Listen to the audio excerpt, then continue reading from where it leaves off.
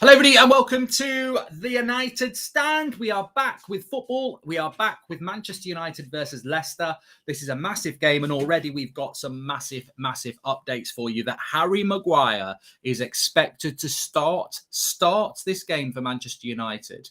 And yeah, it is very big news, very big news indeed. I'm still looking very red on the screen, Drawty, just he'll fix it, don't worry.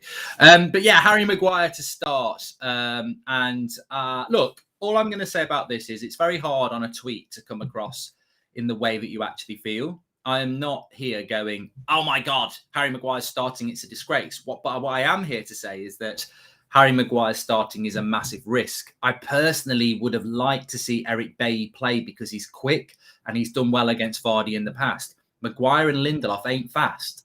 So, yeah, perfect now. So that to me is quite an interesting angle to look at it. Also, we know Harry Maguire because Ole Gunnar Solskjaer only told us yesterday. He only trained on grass for the first time yesterday morning and he's starting.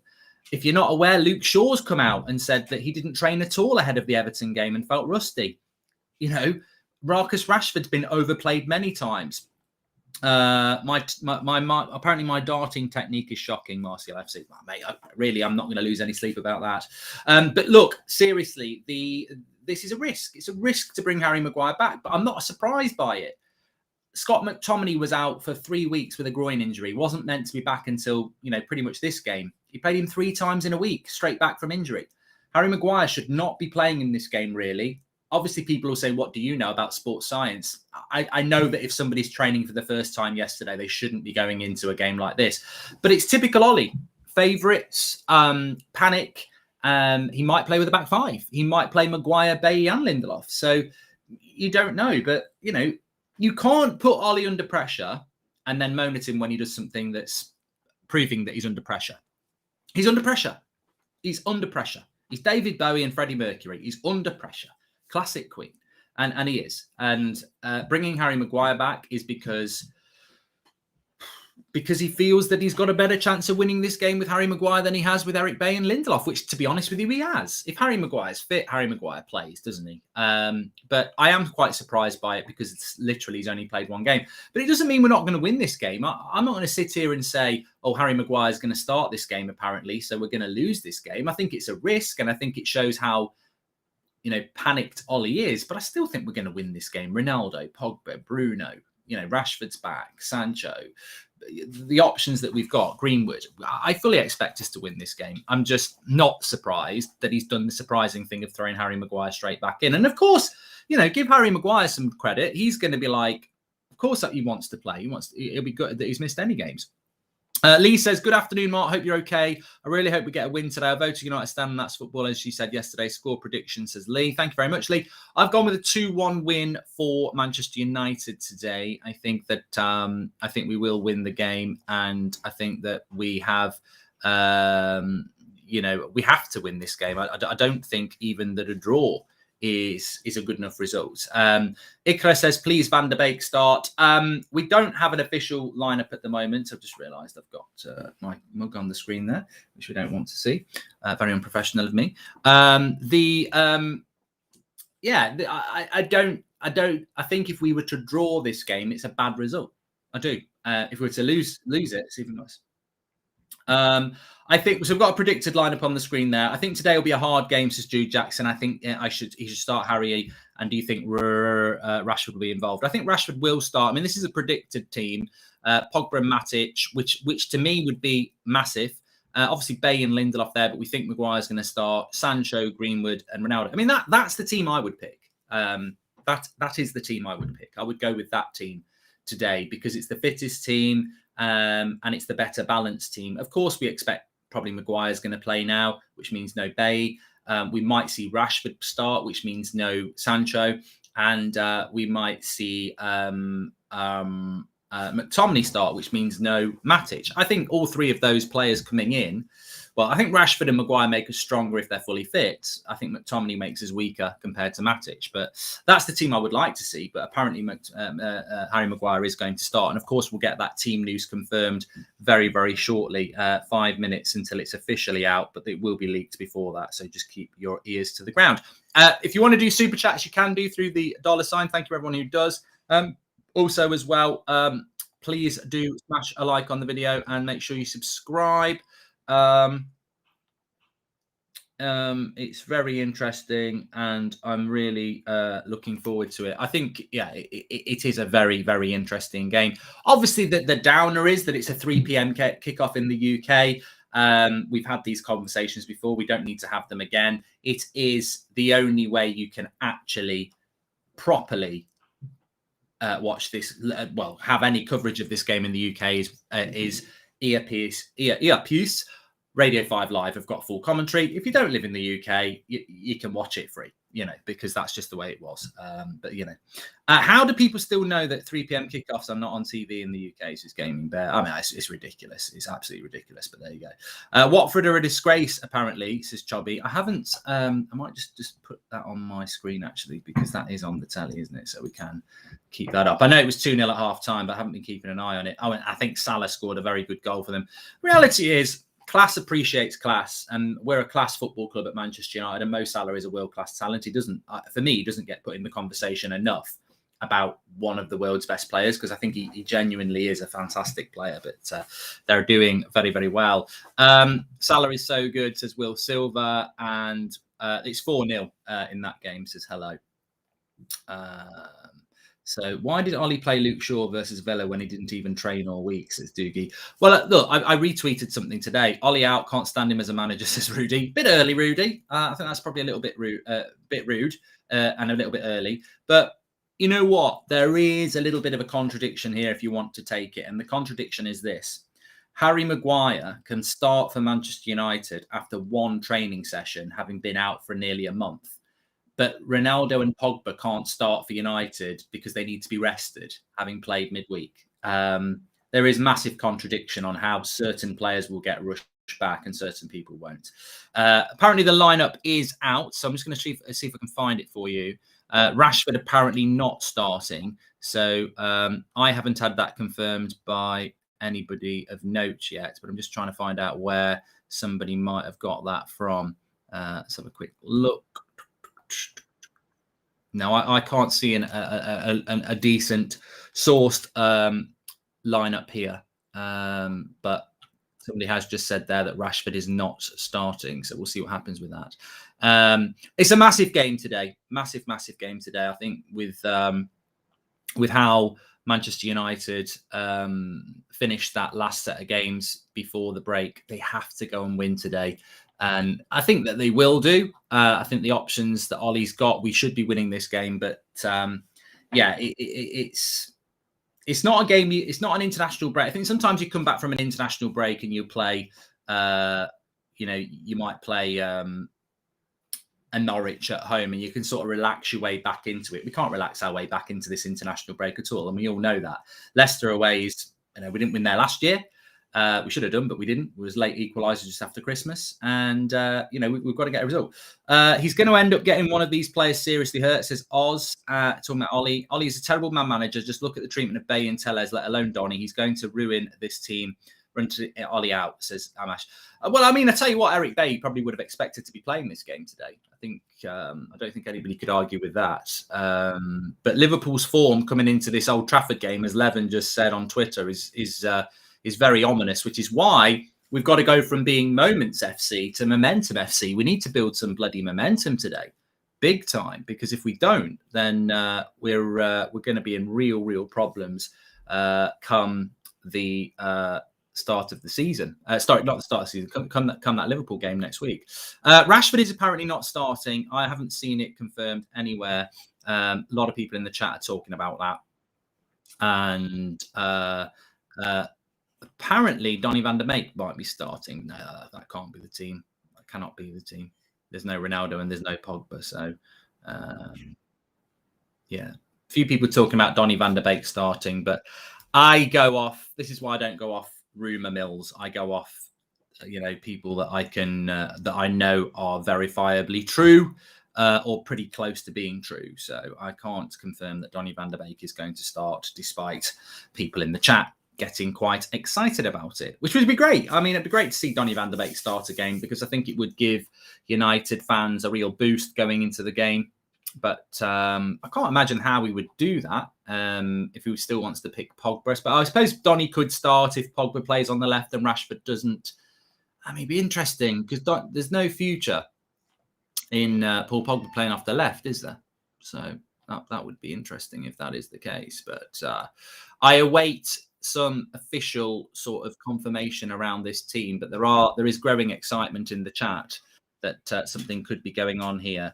Donny starts, Martial is starting, Phil Jones is starting. You see, this is why I don't take anything for granted, because, Ollie starting up front. Well, some might say that there's probably more chance of Ollie starting up front than Donny van der Beek at times. But we will see. We're only 1 minute away from the official team news anyway, so we will be very close with that. Let's see if I've got a phone message on any of this.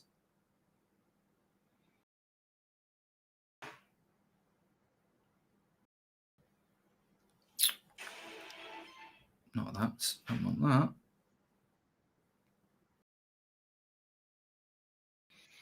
that. Very slow on the update state.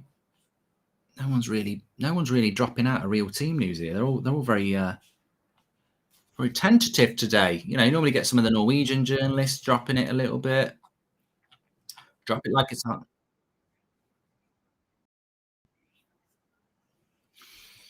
Yeah, we're just about to hit 2:00, everybody. So I will give you the official one. Pogba better for France at CM because they play higher up the pitch. Never bought up because it would highlight defensive football, says Michael. I think we've spoken about it a lot, Michael. I think we do play a very deep line. And if Maguire and Lindelof are playing today, it's return of Magaluf. So they're probably going to be quite defensive, aren't they? Bit worried about playing Liverpool, says Quinn. I'm not worried about Liverpool. Liverpool takes care of itself, doesn't it? Welcome to the Members Club, John Holmes. Thank you for supporting the channel and becoming a member, John. If you want to be a member, you'll get your little badge next to your name. We appreciate that, of course. But yeah, I'm not worried about Liverpool, not because I'm not arrogant about that, but I think that here we go. We've got the team then. So it's De Gea, Lindelof and Maguire. No starting place for Donny. I don't know what people were talking about with that. But Matic starts with Pogba, Ronaldo, Greenwood and Bruno.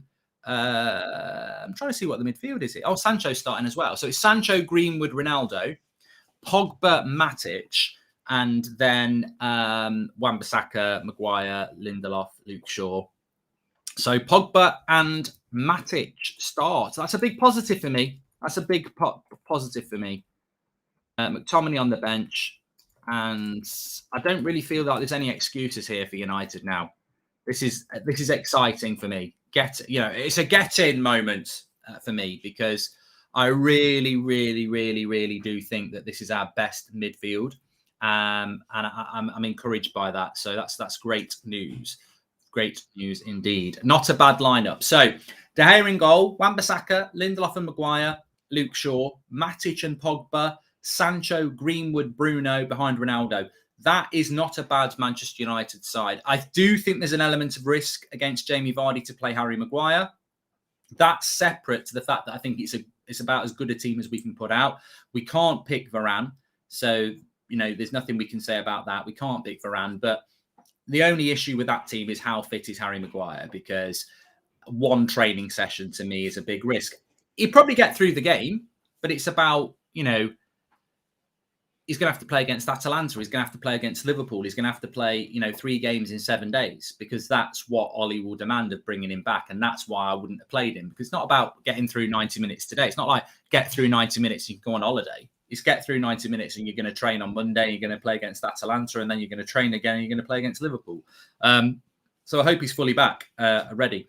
The subs bench: Henderson, Telles, Bailly, Delot, Lingard, Mata, McTominay, Van der Beek and Rashford. And to be honest with you, that bench is starting to not look as strong, isn't it? No Cavani, Rashford's back, Van der Beek's interesting, but to be honest, McTominay, Mata, Lingard, Delot, Bailly, Telles, it's looking more like a Man United bench. And what I mean like that is we look at the bench against Everton and it's got Pogba, Ronaldo on it, Sancho. I think Sancho started again. I can't remember whether Sancho started against Everton. But look, the bench is looking more like a bench and the starting lineup is looking more like a starting lineup. And, you know, I'm not going to complain about the fact that Nemanja Matic is starting this game because I think it's really, really positive news. I'm very, very happy about it. But the question has to be, you know, posed. How many minutes is Matic going to put in today?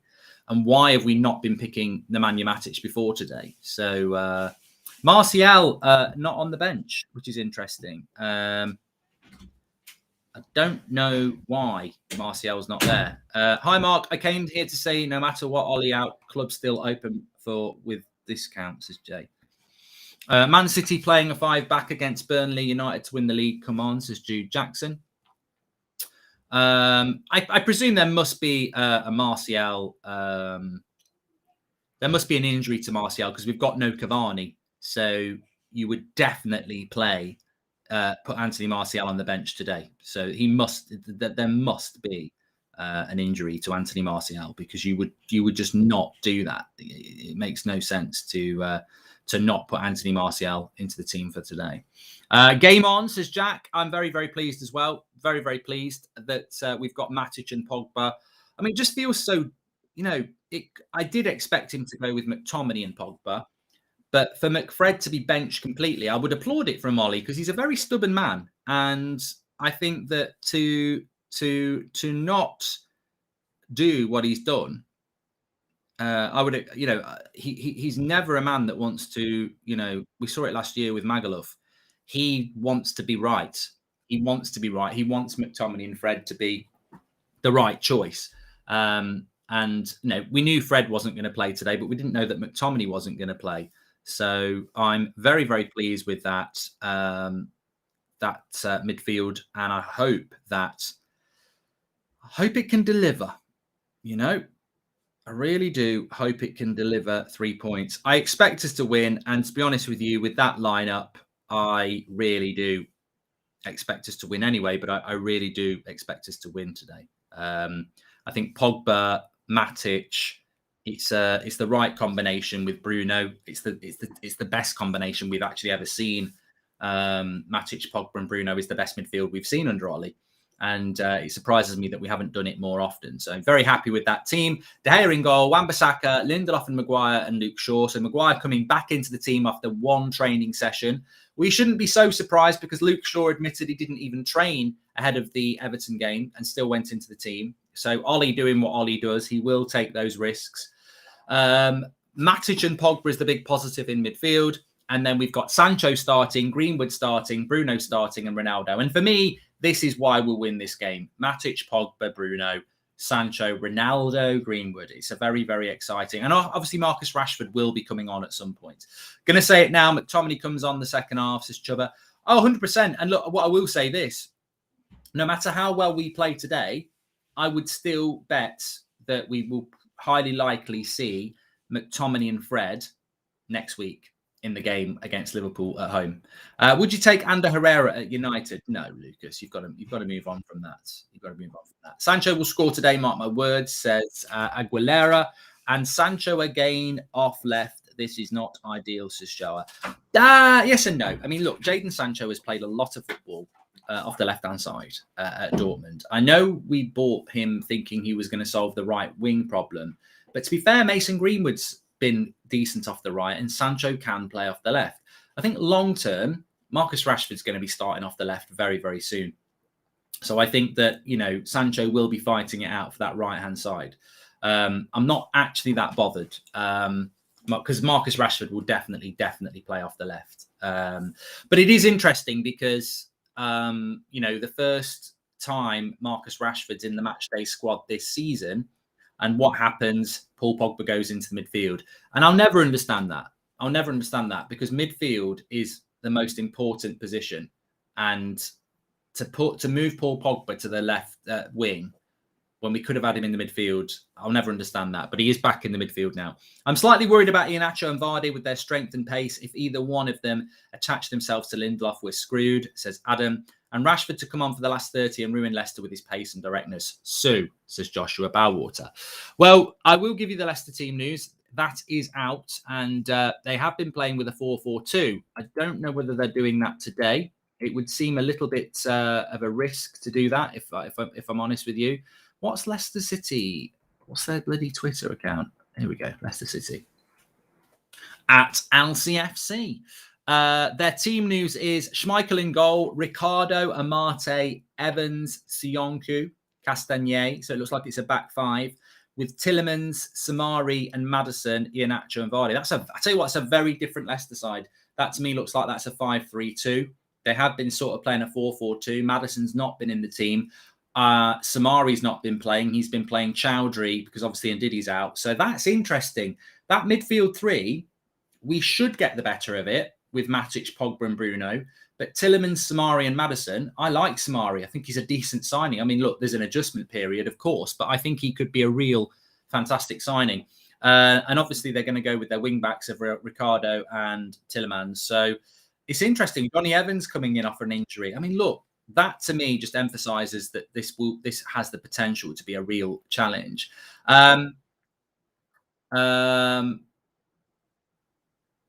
Rashford is ready, says Ollie. He's been out for a long time, but he is ready. And on starting Harry Maguire, it was a difficult decision because he's not trained a lot. He did not feel any reaction, so we decided to go with him. It's a risk. It's a risk. You know, Ollie's admitting it's a risk, and any prat that lives up Ollie's arse and is saying, "Oh, shut up, what do you know?" We all know it's a bloody risk. That's all I'm saying. I'm not saying it's wrong. It might work. A risk is a risk. But playing Harry Maguire is a risk. Ollie's just admitted it himself in his bloody interview. But he admitted it yesterday. He's trained once and he's starting for Manchester United. It's a risk. It definitely is. But he obviously wants to play. He'd rather risk Maguire than play Bailly and Lindelof. He might be right on that. Do you think we will see Ahmed anytime soon? I also think we should continue to develop Greenwood as the next top striker, says team. I don't think we'll see Ahmad. I think he'll go on loan. Ollie probably learned that McTominay only works at CDM with Fred next to him. Fred return versus Atalanta, says Ren. Yeah. And look, what I do want to say is, obviously, a lot of people are, you know, I would say to be polite, questioning Solskjaer. So if we were to lose this game today, where do you go? If we lose this game, where do you go? What are you going to go? Oh, we lost because we didn't have Varane. I mean, matters may be that we lose without Varane, but we've got more than enough quality to beat Leicester today. And if we can't beat Leicester, you know, he's got to win this game today.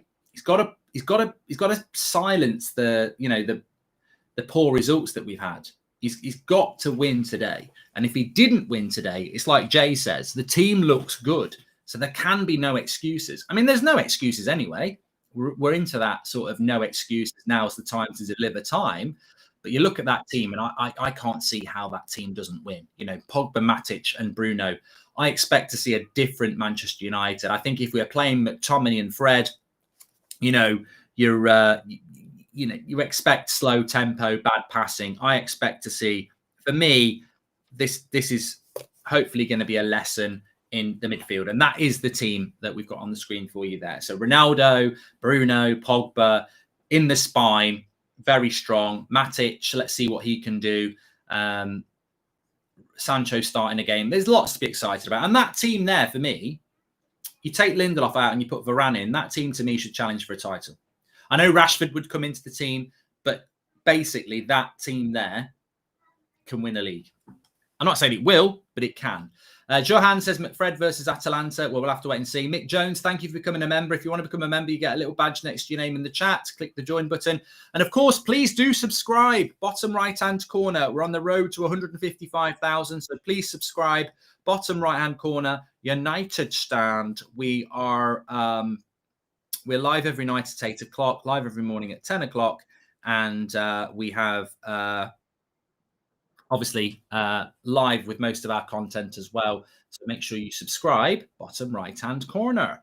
Thanks for the super chats as well. You can do that through the $ if you want. Philip says, thanks for all the entertainment. We don't always agree, but it is a good change of pace from the Norwegian pundits. Wish you, the kids and wife all the best. Thank you, Philip. Well, you're not meant to agree with everything we say on this channel. That's the whole point. It's meant to be about opinion, and you're not gonna,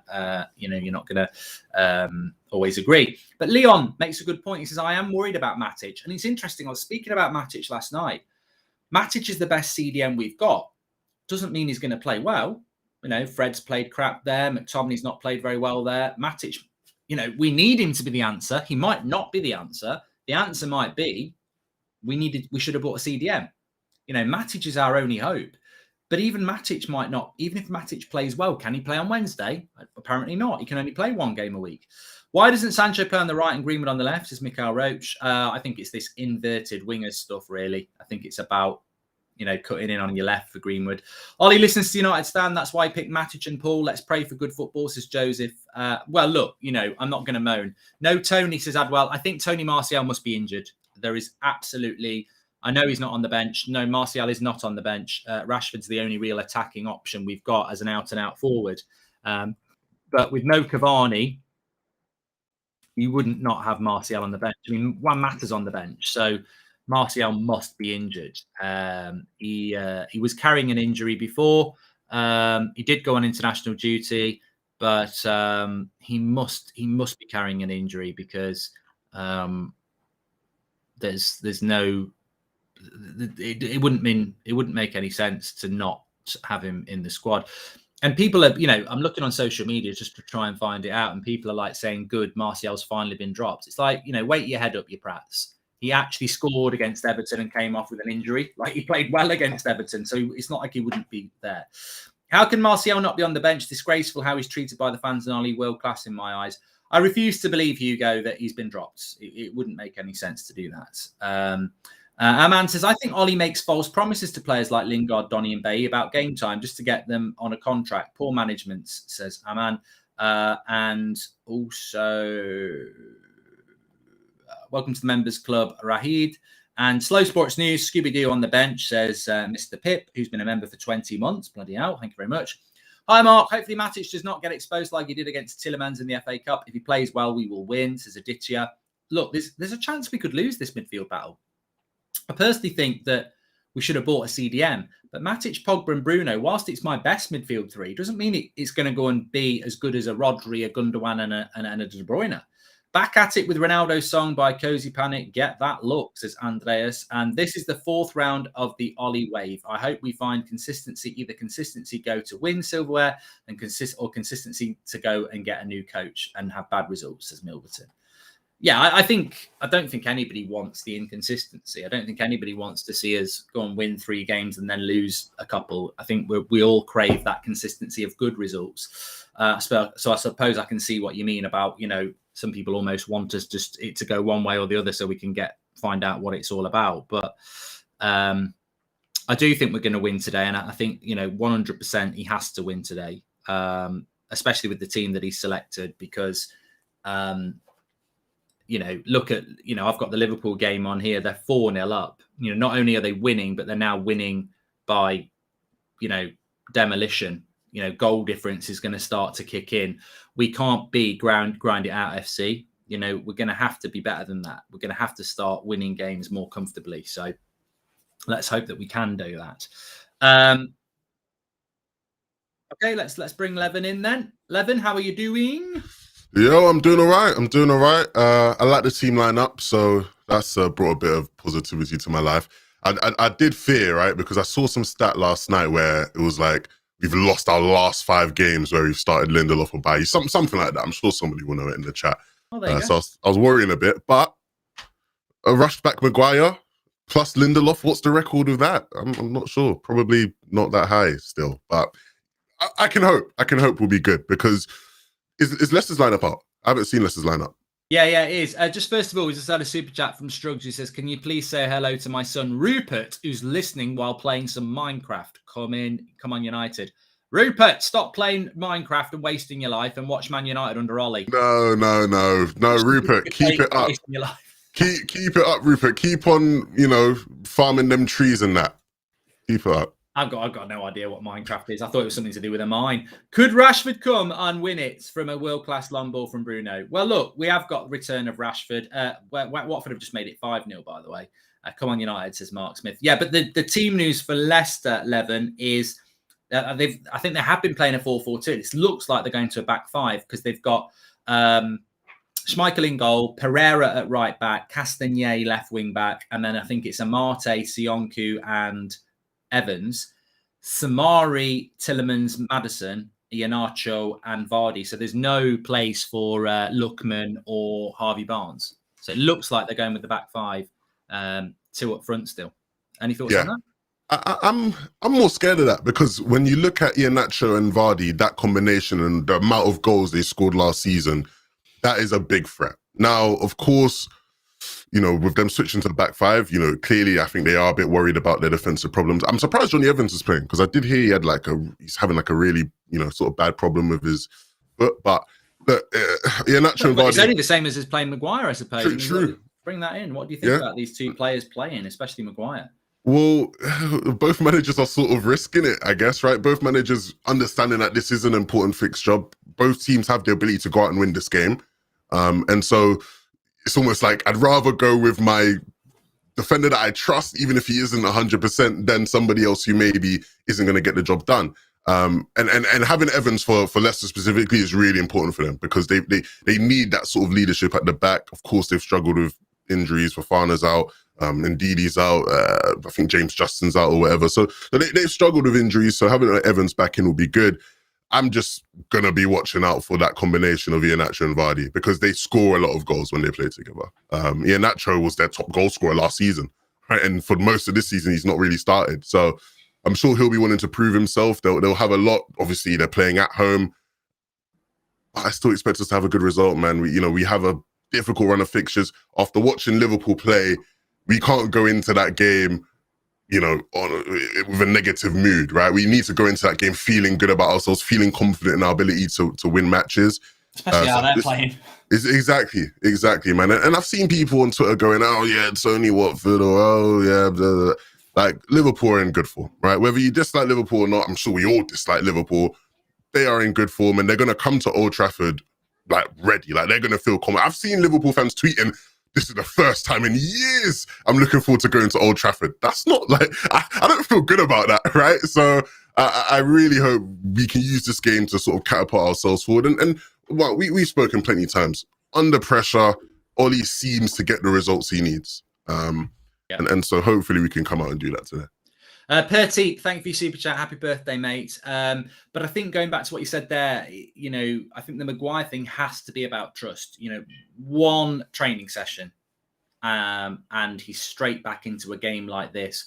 Eric Bailly, presumably played for Ivory Coast on the international duty, would be match fit, no injury concerns. Lindelof and Ollie Levin has clearly gone, I trust Harry Maguire and Lindelof more, even though Maguire's only had one training session. I trust him more to play this game than I do Lindelof and Bailly.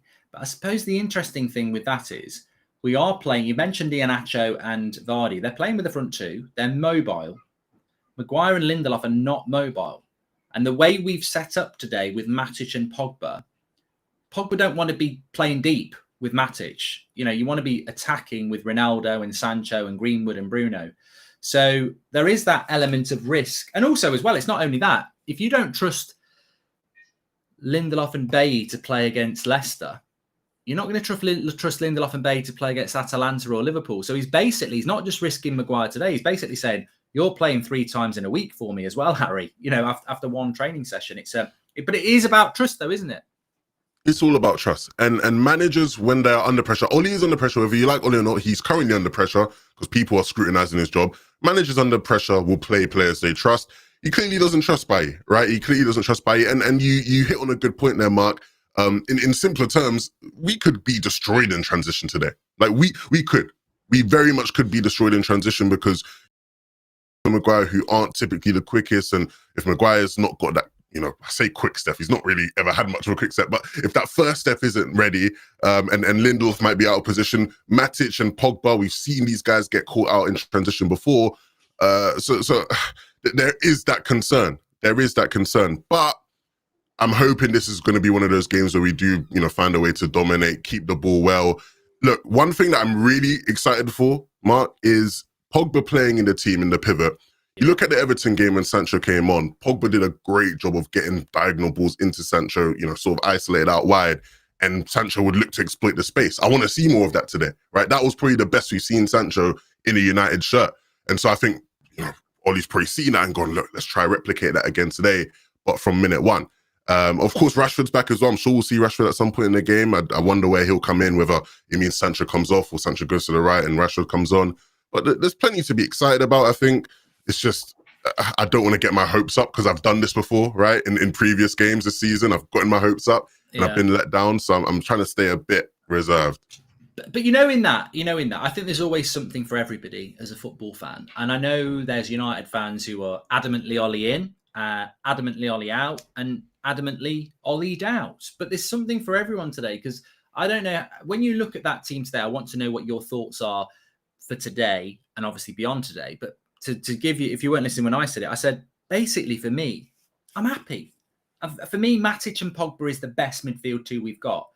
Bruno's there, Ronaldo's there. Maybe Rashford's not quite ready, so you play Sancho and Greenwood, and Rashford can come on for the last half an hour. Varane's injured; he was never going to play, and he took a risk with Maguire. But apart from that, I look at that team and I go, look, if we get beat, there's nowhere to hide. That's a tactical issue, because that team is the team I would pick. That team is the team I think should challenge for a title. And if it doesn't work today, it's not like we're going to be going at full time.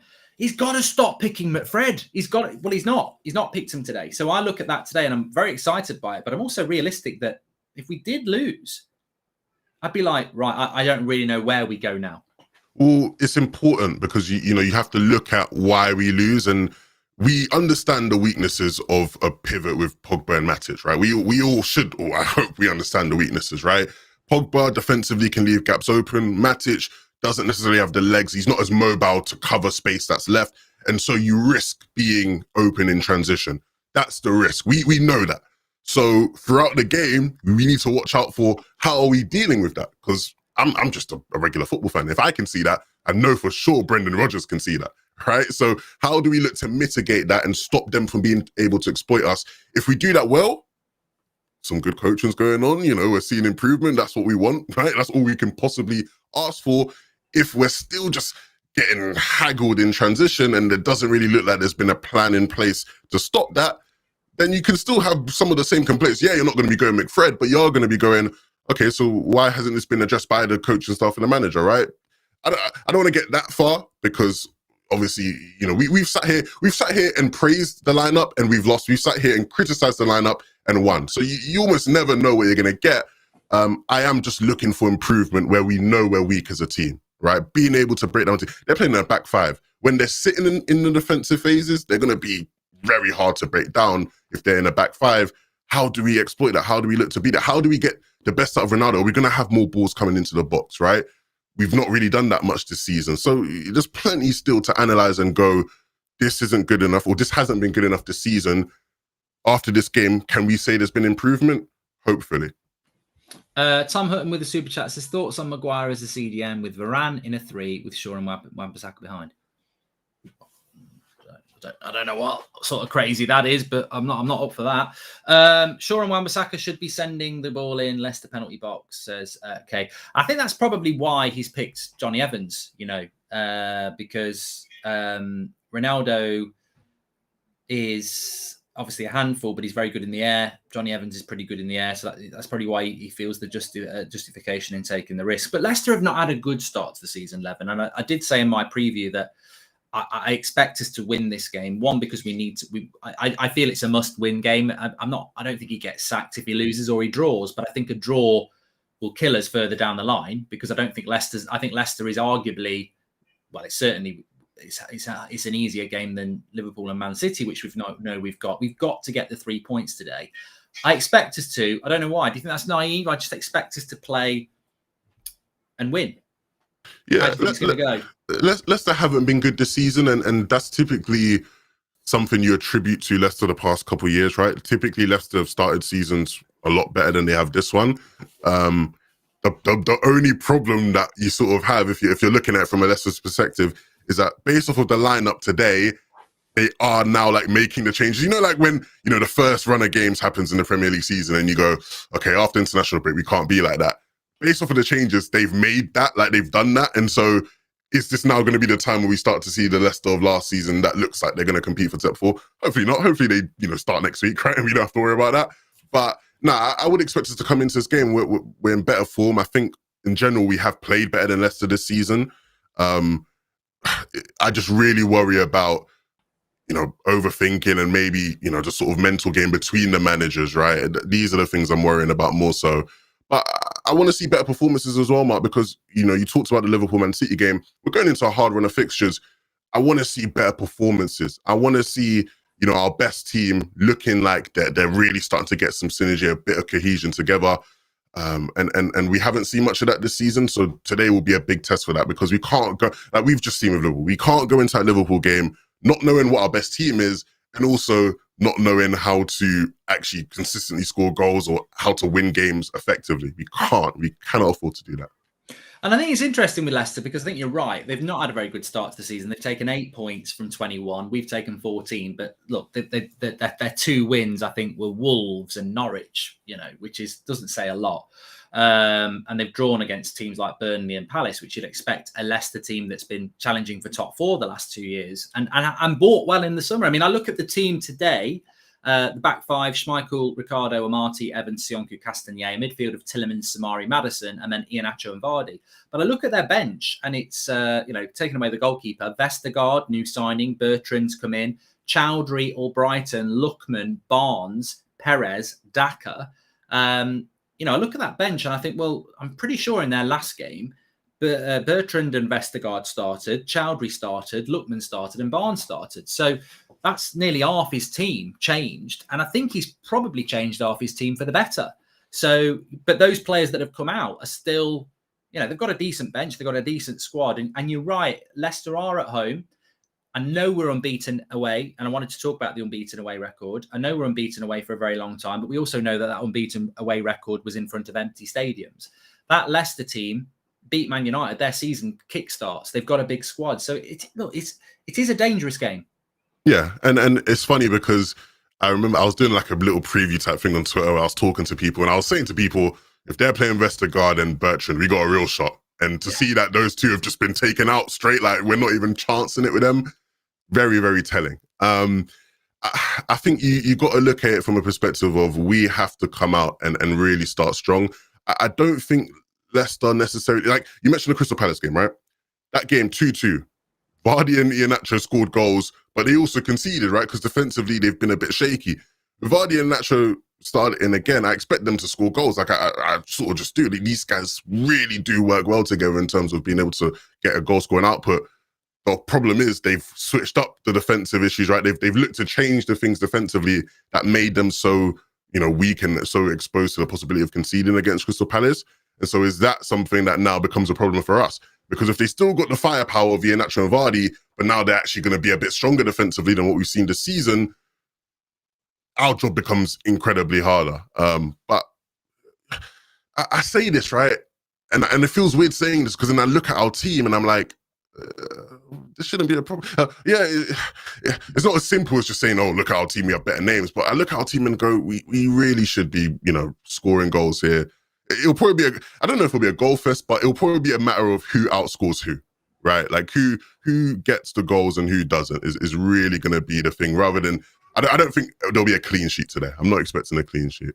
It's an interesting one because I was just thinking when you were talking there, you know, I think we'll win, but I don't want people to think that Leicester are terrible, because they're not. They've proven year on year that they can get into a top 4 race. You know, I know they've bottled it 2 years in a row, but they have been in a top 4 race. And at the moment, they're nowhere near that. So at some point, I expect Leicester to be in the top 6 because that's what they do.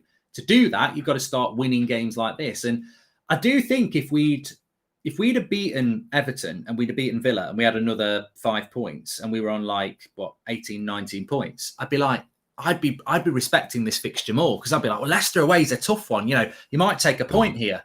But because we've had such a bad start to the season, it's like, nah, we've got to win this. We've got the players to do it. But you're right. I don't think we're going to play Leicester at Leicester and just dominate them without them having chances. They will have chances. I'm sure they will. Yeah, it could be a back and forth type of game.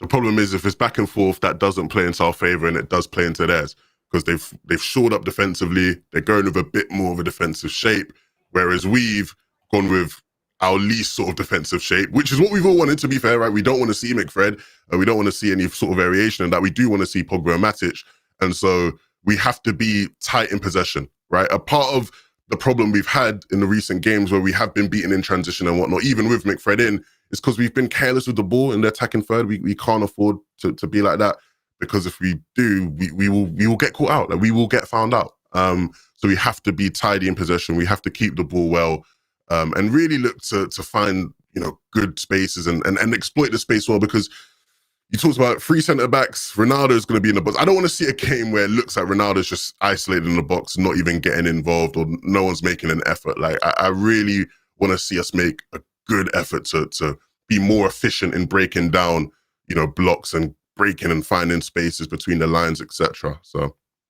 I mean, Charlie says the worry today is our central defence. I think it has to be. But just before we talk about that, watch out for number 42 for Leicester, Samari. This is a player that Chelsea United were linked to. We've been talking about on this channel for a couple of years.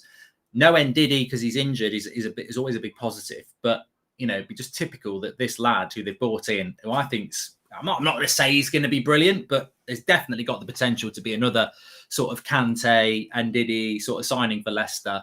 It'd be just typical that he, you know, goes and has a dynamite game when we actually pick our midfield that we want to pick. But yeah, the defence is the concern. We've spoken about the risk with Maguire. I think there's nothing more to say. It is a risk. Even Ollie's admitted it's a risk. But they are going to stick two up front, Levin, which is not, you know, not many people do that. I know Burnley do it, but the way Leicester can afford to do it is because they've got that back five and that midfield three. They're giving up, you know, wide forwards. Their fullbacks will do that for them. And they will play with two up front. And as we know with Maguire and Lindelof, one thing they do lack is genuine pace. Yeah, and if there's good interplay between Vardy and I don't even want to speak into this. If there's good interplay between Vardy and Iheanacho, that is going to be a concern. I do wonder how we'll be defensively. Like, our defensive structure has been a problem all season long, with or without McFred. So I want to see improvements there. We've had an international break. Yeah, the players haven't been there, but we've had an international break for the coach and staff to be able to think about these things. And on the topic of Samare, it would be typical for him to have like a world-class game now. Like, it always just happens against us, right? Like, it always seems to be whatever prospect we looked at and didn't get, they play against us and they have a brilliant game. It does always seem to go like that.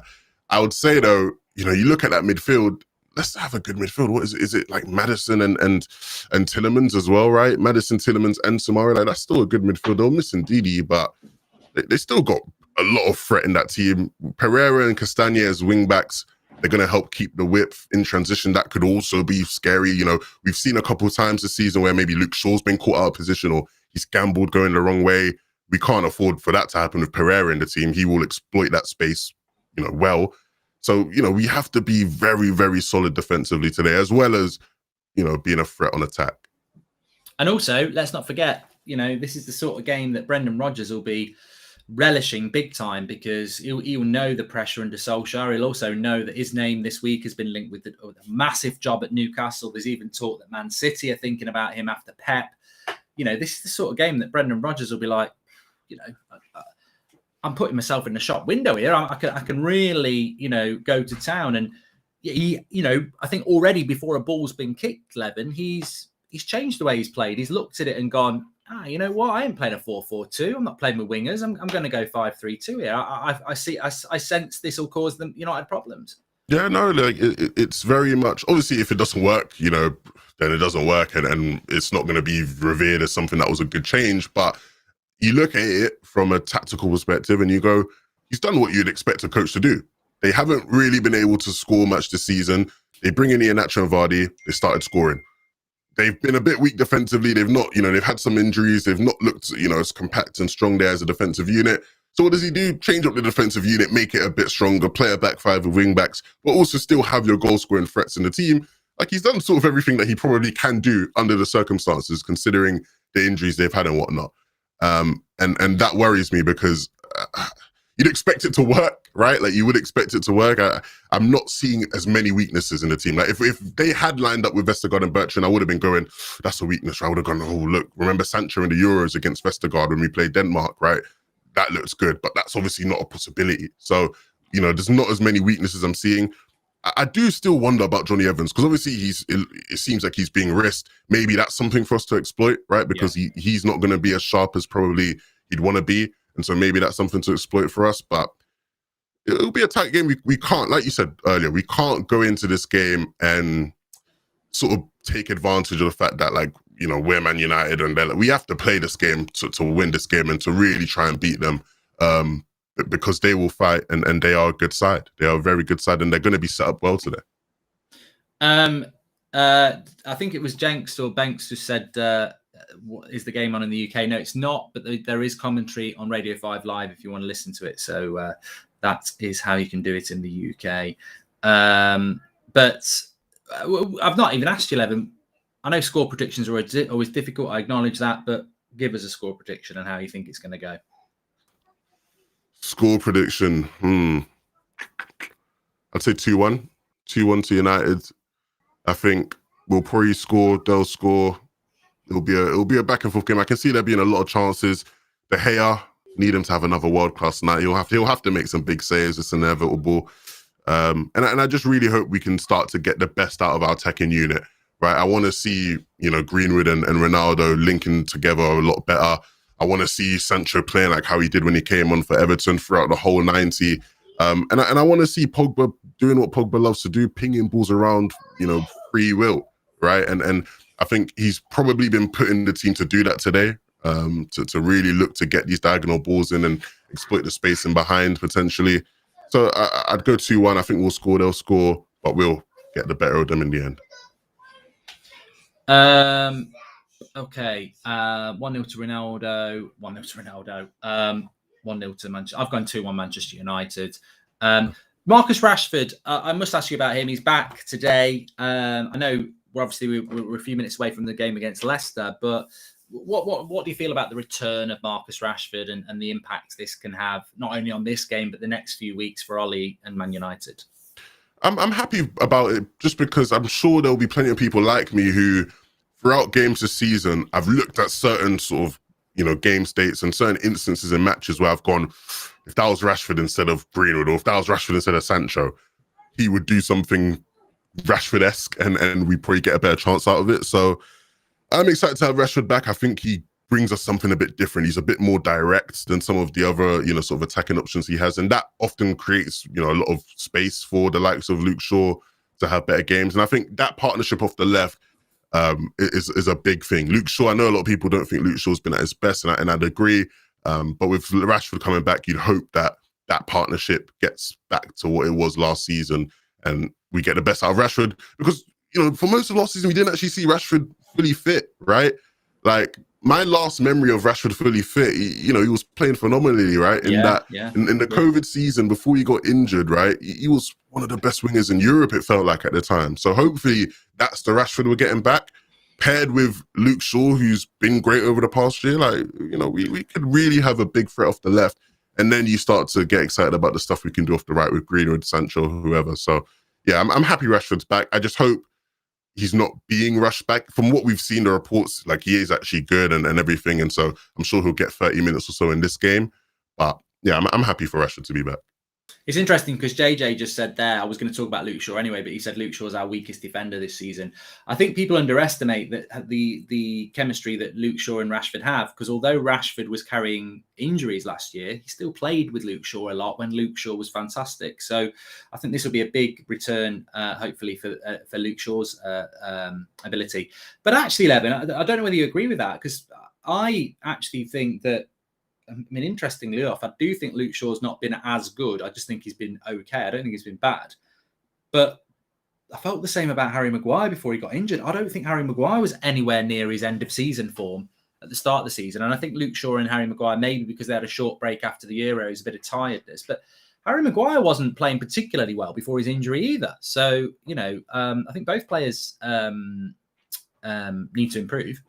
Yeah, I think in Luke Shaw's case, it's a weird one because a lot of the mistakes he's made this season have been moments where it's almost just simply trust, right? Like there's been times where you see him rush across to the other side of the pitch to deal with something, right? And you sort of go to yourself, well, no, you should stay in your sort of zone and let your teammates handle it. And it's almost like he's not trusted his teammates to do that. So what was it, the goal? Was it the counter, right? When Fred obviously misplaced the ball kind of thing, or Fred got barged off, Luke Shaw comes across. And it's like, I understand why he's doing it, right? Because he's sort of reacting to things in the moment and he wants to get to the ball to stop it. But it's almost like trust your teammates, trust Varane and Maguire, whoever, to deal with it instead of you and cover your sort of zone. So I don't think it's major things. I don't think he's all of a sudden bad. Like footballers don't just become bad, or like you mentioned, he's sort of had to play a lot of games over the past year. He didn't have much of a break, and I think there's just trust issues in that defense because I just don't think we're that well organized. Even though we have elite defensive players in our team, the organization of them, the trust between them, isn't what it has to be for us to be as good defensively as we know we should be. So I'm not worried about it. I think it'll come with time. I think, hopefully Maguire does sort of get back. I really didn't want Maguire to play just because I wanted him to just get the extra rest. I thought it'd be good for him to get that. But Ollie clearly feels like he needs him. And even on that, I think this will be a bigger thing after the game, right? I don't want to spend too much time talking about this now, Mark, but Ollie not trusting Bailly, why did we extend this contract then? For me as well, I spoke about it in the preview because I didn't expect Maguire to play. Although I did say in the preview, I wouldn't be surprised if he did play. I said I'd probably just been a bit speculative. But Eric Bailly, I always think of Eric Bailly and Vardy. I remember games between Bailly and Vardy, and he normally does quite well. And Iheanacho ain't slow, so I actually think he would never have. Look, if Maguire was fit, he would always play Maguire and Lindelof, and he obviously feels Maguire is fit. But I do think Eric Bailly is a good player to play against Leicester. So we're into that arena again. I mean, look, there's lots of things. Lindelof we've not spoken about, but Lindelof's, is he going to pull Wan-Bissaka in? I think Wan-Bissaka's looked really good this season.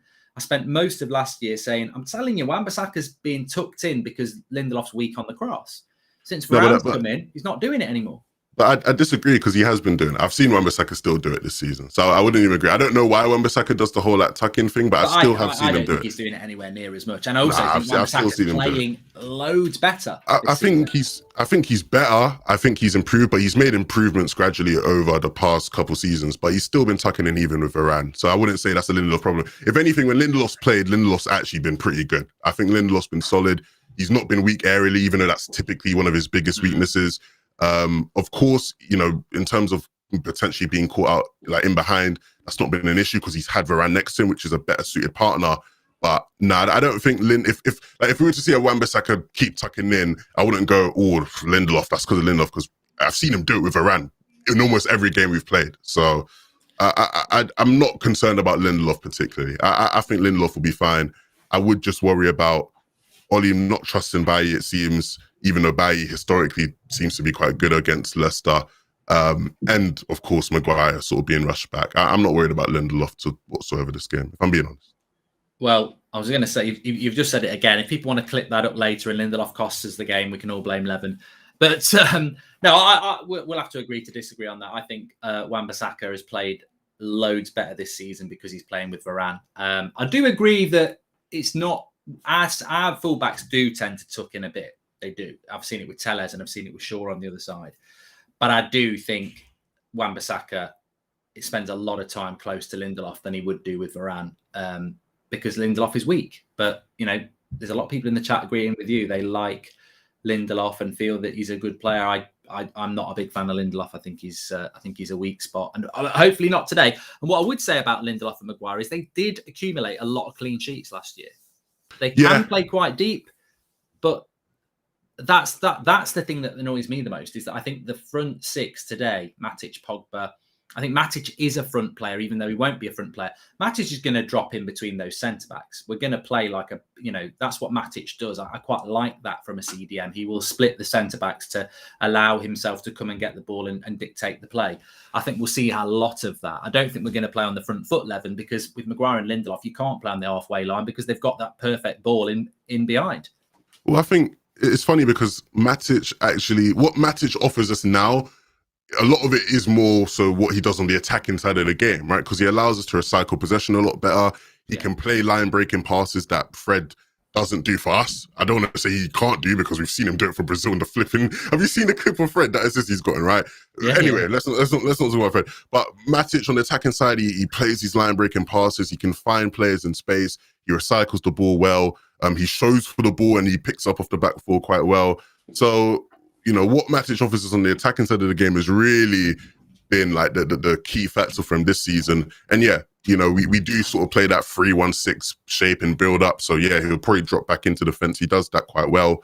And it provides an extra passing option for us, which often when Matic does it, not necessarily when Fred does it, but when Matic does it, it often leads to less of the long balls forward because there is that extra passing option and there's more space for him to move the ball around. But yeah, I'm happy. I'm happy with Matic. You know, I just really am worrying about when we do get caught in transition, because even when you have the ball, even if you're a team that has the ball for 70% of the game, you always have to anticipate when you're going to lose the ball, right? Because you will eventually lose possession and you have to be ready for that. And I really want to see what we do in those moments where we do lose possession and we have to sort of be defending, running back towards our own goal. Let's. I didn't realise how close we are to kickoff, so I'll let you get off because I know you're going to be doing the fan forum as well. But let's get some final words from you, some final thoughts from us both for the chat. We both predicting a win. Have you got any concerns about the game today? Because I think I know what mine is. Things to watch out for: Vardy and Iheanacho up front, and how our back four deals with that, because those two, you know, can combine very well. And they score a lot of goals, and so we can't give them a lot of opportunities. How we defend in transition, right? How do we, you know, sort of mitigate the weakness we have with Pogba and Matic maybe not being the best defensive transitioning players? Big thing to watch out for as well, how we use Sancho off the left, right? Are we going to see Pogba and Matic continuing to play those diagonal balls in, allowing Sancho to exploit different spaces out wide? And also, how, you know, we play Ronaldo in the squad. Are we going to get the ball to Ronaldo a lot more, give him more opportunities to actually score goals, so that it doesn't just feel like he's a passenger in games? Those are the things I'm watching out for. And I think those are key points for us in terms of being successful today. I think for me, just to add to that, I think you raised some good points. I think for me, respecting Leicester and knowing what Leicester are, I've seen Leicester win titles like this. They are very good on the counter-attack, and we have got Lindelof, who's not particularly quick, and Harry Maguire is probably more of a problem than Lindelof, because Lindelof hasn't done too bad this season. He wouldn't start if Varane was fit. He's a backup centre-back. I've got no problem with that. But Maguire, in a game like this, it just worries me a little bit. But I think we'll be all right. But what he cannot afford, Levin, is we cannot afford a Harry Maguire red card as he has to, as Vardy spins him, or Harry Maguire. You know, if that happens, it's a brave move by Ollie, because if that happens, people will go, you know, Eric Bailly, that would never happen with him, and why have you done that? So it's got to work with Maguire, and as we know, Ollie's lucky, so I think it will. Also, I'll say last thing: odds on Jamie Vardy scoring and doing the C celebration. I think he's going to do it. If you know anything about Jamie Vardy, if he gets a goal, we know exactly how he's going to celebrate. And I really just don't want it. So as long as Vardy ain't scoring, I'm good, because we all know what's going to happen if he does. Well, bloody Andros Townsend did it last time, didn't he? It started sort of becoming a bit of a thing. Yeah. And then he'll probably go ask for Ronaldo's shirt after. Absolute wild lad. Anyway, see you guys after the game. I'm going to be doing the fan forum after we got Beth, Jay, and Alex on, so it should be a good one. So after, and Kev, we got Kev as well. So after we win, should be a good fan forum to do. And if we don't win, it will be a good fan forum as well. But a bad fan forum, probably good content. Right, yeah. Levin, I really appreciate it as ever. I'll speak to you in a bit, mate. See you guys later. Oliver Westcott, thank you for joining the members club. Can I just say, please subscribe to the channel, by the way, bottom right-hand corner. We're 600 away from 155,000. The United stand, the biggest I think the biggest fan channel in the world, but certainly the biggest Manchester United fan channel. Make sure you subscribe, bottom right-hand corner. We're live every morning at 10. We've got my match reaction coming up after the Watchalong, where you can vote in the second half for your player ratings, marking every player out of 10, 6 being the average, and then we go through that on the match reaction. Then we've got the fan forum, which Levin mentioned there, which is another hour of just chatting about what's going on. And then we've got fan vlogs coming in from Adam, who's obviously at the game as well. So loads of content to come. Make sure you subscribe, bottom right-hand corner, and get involved with the community. Interactive as ever. We are 8 minutes away from the kickoff of this game. If you're in the UK, BBC Radio 5 Live, I've got my earpiece in. Obviously, we've got the chat. We'll be keeping you up to date with what's going on. If you're not in the UK, well done. You can watch the game. Hi from US. How are you following up on the game and player performances just through radio? Says Omari. And Oliver Westcott, thanks for becoming a member there as well. And yeah, Liverpool have just won 5-0, by the way. So, but look, Liverpool-Manchester United is a one-off. It's a derby. And just because they've been to Watford and beat them 5-0 doesn't mean they're going to come to Old Trafford and beat us 5-0. So I'm not thinking about Liverpool, because we might win with moments today. But what we need to take from today and Atalanta into that Liverpool game is momentum. What we cannot have is our last 3 games. When you look at them, we lost to Villa at home. We were very lucky against Villarreal not to lose and somehow win. And then against Everton, we were very lucky to get a draw because Tom Davies, for some reason, didn't fancy shooting in the box. So the momentum of United at the moment is bad momentum. Now, we've had an international break, which basically is a break. You come back, you beat Leicester, you beat Atalanta, you take that new momentum into Liverpool, which is 2 wins, 2 deserved wins. If we don't win today, we're taking the momentum of the international break, and we haven't reset. So the game today is what it's all about. That's what it's all about. Liverpool and Man City beyond that, they're in the future. That's what they are. But for today, we've got to win this game. And look, it could be one of the best draws ever. It could be 3-3. But a draw ain't good enough for Manchester United. We've got to win this game today. I don't feel that a draw is anywhere near good enough. And we need to win. We need to win. There's no result that's going to cost Ollie his job. So, you know, I'm not saying a draw would mean Ollie's going to lose his job. But I think we've got to win. Am I confident? You know what? I've been confident all international break. But as we approach the start of this match, I've got to say, I look at that Leicester team. It's a back 5. I'm very interested by number 42, Samari. They are missing Ndidi. He is injured, but I'd forgotten that they bought Samari, who is a player that, look, I wasn't begging United to buy him in the summer, but if we had bought him, I'd have gone, that's interesting. He is a centre defensive midfielder. He's going to play with Tielemans. Pogba and Matic in our midfield. It's the battle of the midfields, but this is why we talk about McTominay and Fred. And I don't want to talk about McTominay and Fred because they're not playing, but this is why we talk about it, because midfield is where games are won and lost, and we do need to win the game today. So the midfield is probably where this game's going to be won. A draw away to Leicester is a very good result, says Jenks. It's not a very good result, mate. It's not a very good result, because what you're doing is you're lowering the standards, mate. You are lowering the standards. We've got 14 points from 21. We're 5 minutes away from this game starting. I'm not going to sit here and say a draw against Leicester is a good result. What would a draw against Leicester do for us, Jenks? I'll tell you what it will do. Let's have a look at the league table. Let's have a look at the Premier League table right here, right now. You're telling me a draw is going to be a good result for Manchester United. The table as it stands has Manchester United on 14 points and Liverpool on 18 points. We draw today with 3 points behind Liverpool. If we win today, we are 1 point behind Liverpool. So, you know, it's not a draw is not a good result. We draw with Leicester today and lose to Liverpool, we're going to be 6 points behind them in a week. That's bye-bye title. You know, fine margins, but it's not that Leicester wouldn't normally be a bad result, but this is what we've been talking about over the international break. The points we've dropped over the start of the season have put us in a position where we can't allow or afford to drop any more points. We're about to smash Leicester, says Amir. Viva Ronaldo! Viva Ronaldo! London down the wing, hear United sing. Viva Ronaldo! We haven't spoken about Ronaldo, and in a way, I think that's a good thing because you know, he's a fantastic player and he's a match winner. Joshua Adams, welcome to the Members Club, and thank God no Fred, says Jay. No McTominay as well. So look, ultimately, what we need today I can't understand why no United fan would. Why would you want United not to win today? I'm not saying we're not going to not win, but if we don't win today, there needs to be a lot of pressure put on Ollie and the coaches, because I look at that team today and I go, that team's good enough to be in a title race. Like that's not far off what I would say is our best side. Obviously, Varane's injured. See, I did say see. Legion. He says, can you do C in a deep Mark voice? I don't say Sue now. I can do Sue. Sue! But it's C deep. Sue! See? Marcus says, I don't understand why he picks this midfield when Magaluf is the time we want to use McFred. Where was this balanced midfield when we had Varane? Yeah, I mean, that's, we can't do anything about Varane being injured. Up the Reds, let's go and win, says Sebastian. And a ref is a prat today. Who is the ref, Tim? I've got no idea who the ref is.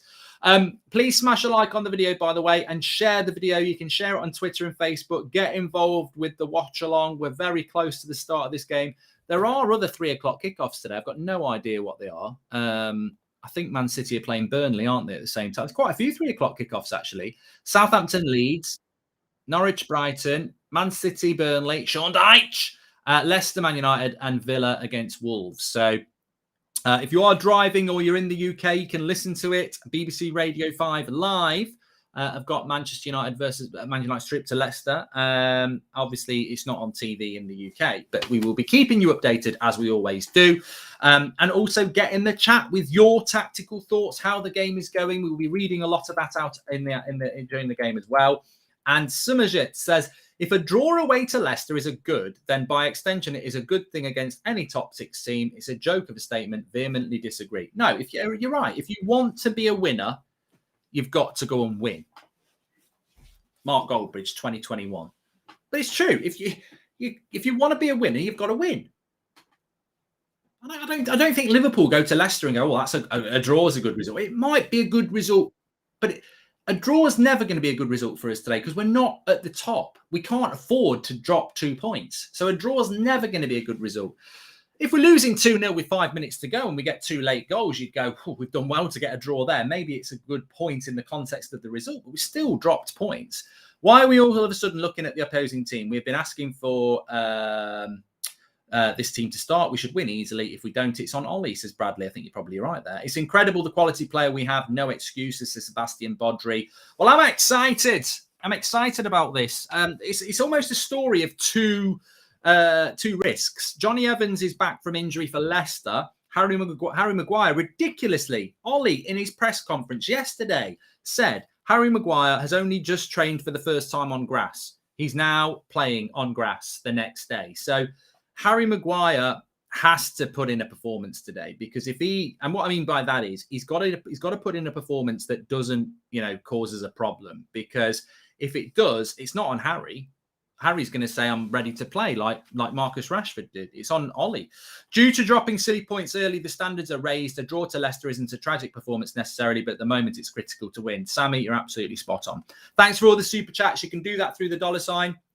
I take it Drawty will be listening in so that when I say they have said it started, I will let him know. And yes. Okay, here we go, says Pat. Draw all day. A lot of people think it is going to be a draw. Get in the chat and let us know. My point is that he used an aggressive midfield in a situation where you want to protect the weaker centre-backs. But when we have a good pairing, he picks off. Right, the game's just kicked off there. Vardy's pace is a worry, says Charlie. I think it definitely is. Viva Ronaldo, running down the wing. Hear United sing. Viva Ronaldo. Sonny says he's got a horrible feeling we might lose. I mean, look, it's going to be a very interesting game to see how well Leicester play today. They've not had a great season to start the season. 8 points in 8 points from 21. Norwich was a win. Wolves was a win. Early start, Leicester really pressing United high up the pitch. United, Luke Shaw and Maguire pissing about at the back there. and United, Leicester, really high intensity. I mean, this is something that's going to be quite interesting as well. I feel with the 5-3-2 that Brendan Rodgers has gone with, he's obviously changed from what they played in their last game, which was a 4-4-2 with Harvey Barnes and Lookman playing. This is why I don't want United to go to a 5-3-2, because you look at what Leicester have done. It's a perfect example of why I don't like the 5-3-2 for United. You play the 5-3-2, you can't play your wide forwards. Harvey Barnes and Lookman started for Leicester in the last game. He goes to a 5-3-2. Harvey Barnes and Lookman, his wide forwards, are on the bench because obviously the width is going to have to come from his wing backs. So if United played a 5-3-2 to play Cavani and Ronaldo up front, you couldn't play Rashford, Sancho, Greenwood. So I wouldn't like that. But he's obviously seen something there, Brendan Rodgers, where he's gone, look, I think this is the best formation for us to play. And, you know, I just hope they don't. I hope we're right and he's wrong. Lindelof does not fill me with confidence, as Sebastian. And hi, Mark, watching from Scotland, mate. Hope you're having a good day. Are you planning to go to some games this season? And thanks for keeping us entertained. I will do, Ben. Yes, I think that, you know, with Ronaldo in the team, you know, I will be definitely going to watch United. I'll try and get to one or two, since we've done United stand. But Matic will just sit in this game. And it's going to be very interesting to see what happens in relation to that. There was Matic nearly getting an early yellow card there. We definitely don't want that to happen. Leicester winning the ball off a bad pass from Pogba, and Matic taking a foul, which actually, by all accounts, a bit lucky not to get a yellow card, but it's not a yellow card, and Leicester pressing and showing high energy here in these first few minutes of the game.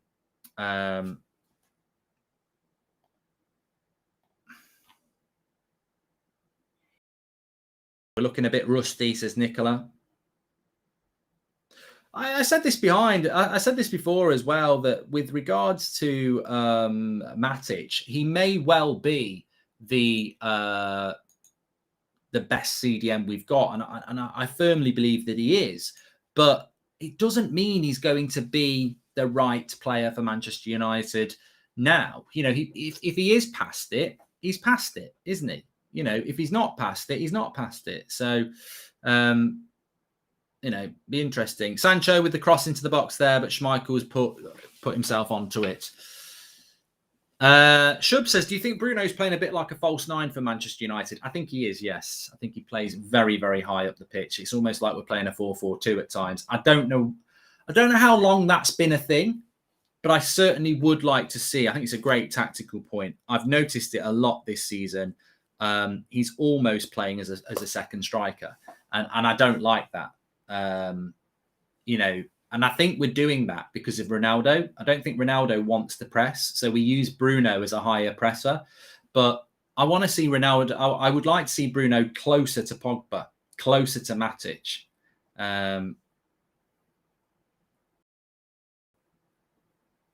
But we're coming up for 5 minutes gone here. And Manchester United are currently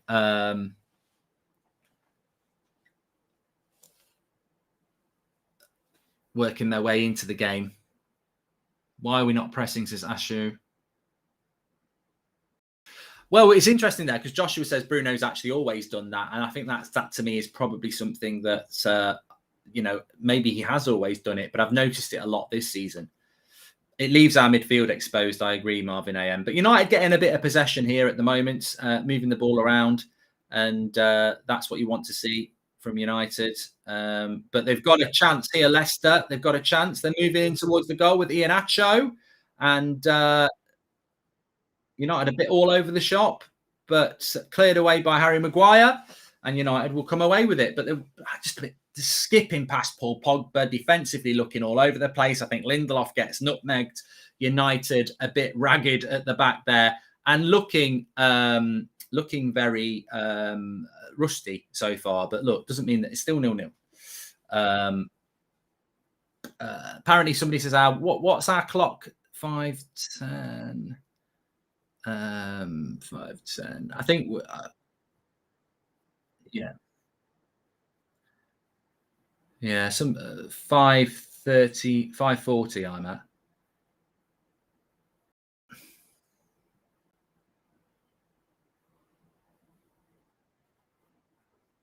Yeah. 5, 6. Just hit 6.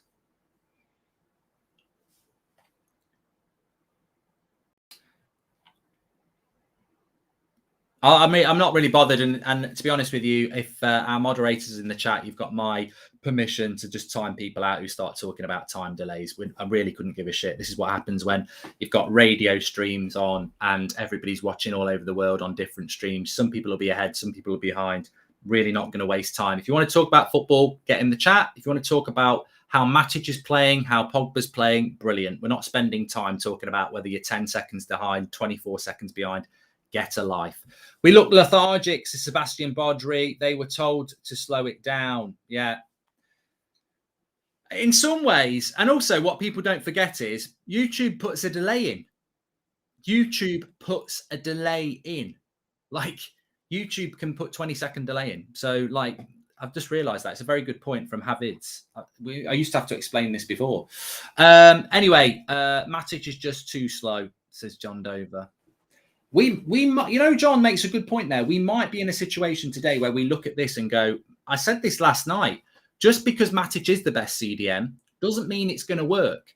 You can't sit there and say United should have bought a CDM in the summer and then Nemanja Matic comes into the team and plays like his prime Matic. You know, it might be that Ollie realises that Matic is past it and that's why he picks McFred, but that just exposes he should have bought a midfielder. You know, if you think about, I don't know, I'm waving hello, but I think if you think about it, the situation with the midfield, right? This one way or another, it doesn't work. If Matic plays well, everyone goes, why the hell has he not been picking Matic? If Matic doesn't play well, and people go, this is why he picks McFred, why the hell didn't we buy a CDM then? So one way or another, it can't really work. I hope it's the former. I hope he plays bloody brilliant. But Maguire's started off very rusty as well. Doesn't look, surprise, he's trained once. I think United are pressing high up because Ollie might be a little bit careful about the counter-attacks as Weber, not pressing high up the pitch. But Leicester have started off this game quite well.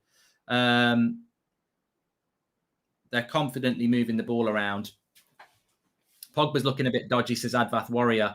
And they're getting very close. It's a very, very rusty start from United here. And Leicester are full of beans at the moment. And Man United are already having to be there's a lot of action in and around our penalty box so far.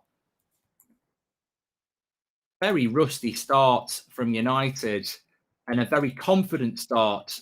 High energy start from Leicester.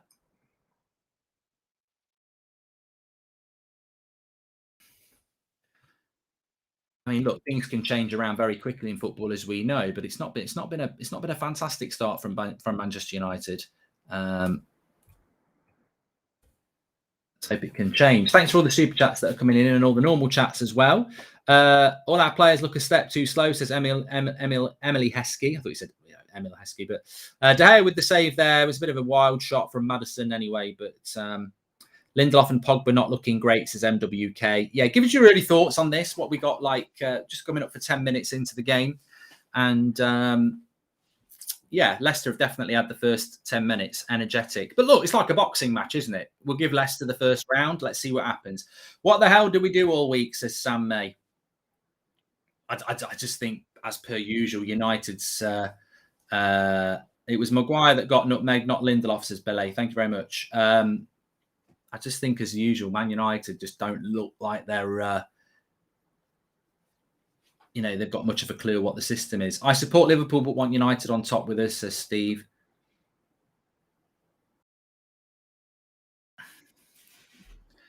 Evan says they're playing us off the park. Well, United are on the attack at the moment. And Mark, why do we always take so long to what was that? Why do we always take so long to get going in Premier League games? Says Nature Videos. It's almost like sometimes we need to go behind to go in front, don't we? Thoughts on Liverpool's win, says Connor. I didn't really watch it because we were live on here, but it's a very impressive win to go and win any game 5-0 in the Premier League, certainly. And I think that Liverpool should be. Liverpool fans will be very encouraged by that. Top of the league, 5 goals, goal difference, fantastic performances. Salah taking his pre-international break brilliance into after the international break. So, Yeah, I think they'll be very pleased. Any news on Varane's coming back from injury? Don't want to see Maguire, Lindelof at centre-back, says Seamus Kenny. I don't think Varane will. I think Varane will do well to be back for the Manchester derby. I don't think we'll see Varane until after, to be honest with you. Looking like it's going to be another Moments FC type performance again, says Rob G. Yeah, but you know what? Is anybody surprised by that? I think we'll win this game. Well, maybe I'll be wrong about that, but I do think we'll win this game. But I never predicted we were going to play good football. That to me would just be a bonus. I never expected us to come here and play good football. I mean, I don't expect that very often anymore. But as Ollie said in his press conference, we need to keep playing this attractive United DNA way. I mean, I don't know what this means. But Mohammed says, hey, Mark, we need a win. No Fred is good. Hope Brooks will be okay after saying he's got cancer. Hat trick for Ronaldo. Yeah, David Brooks is a player that got mentioned a lot in my tweets the summer that we wanted to get Sancho. So the summer before last, everyone was like, you're going to sign Brooks. And obviously very sad news to hear that he's got stage 2 cancer, which he's announced publicly. Hopefully what he says is true, that, the signs are good, that they've caught it early and he will be able to recover and play football again. But thoughts and obviously prayers are with him and his family in this testing time for him. But very, very sad news. Sancho's been looking good, says Max. I just need to grow their way into this game because they've got the quality and they've got the players. Had they got the tenacity and ability? That's the thing. Very interesting as well. We spoke about this before the game. Vardy and Iheanacho playing as a front two is always going to be a problem, especially when Wan-Bissaka and Luke Shaw are not particularly anywhere near them. That opportunity is there. If they hold on a minute, there might be something going on here, and it's a shot straight at Schmeichel from Greenwood, cutting in on his left foot. So with a shot off there, which is always an encouraging thing. But it's interesting with Vardy and Iheanacho because they are playing as a front two, and there's not really any support from anybody else for Maguire and Lindelof, who are having to drop and almost give them 10 yards. But if that played out the way it could do, that could be a straight foot race between Lindelof and Maguire with a Vardy, and that ain't going to end well, is it? Hi, Mark. Hope you're well. Thanks to you and the United Stand team for the great content. Keep up the good work, mate, says Marlon. Thank you very much, Marlon, who is a member. Tough thing about our squad is that the players can't get used to any consistency with other players or positions. We want Pogba, Matic, but no Varane now, says Michael Fetty. Well, you're always going to pick up injuries.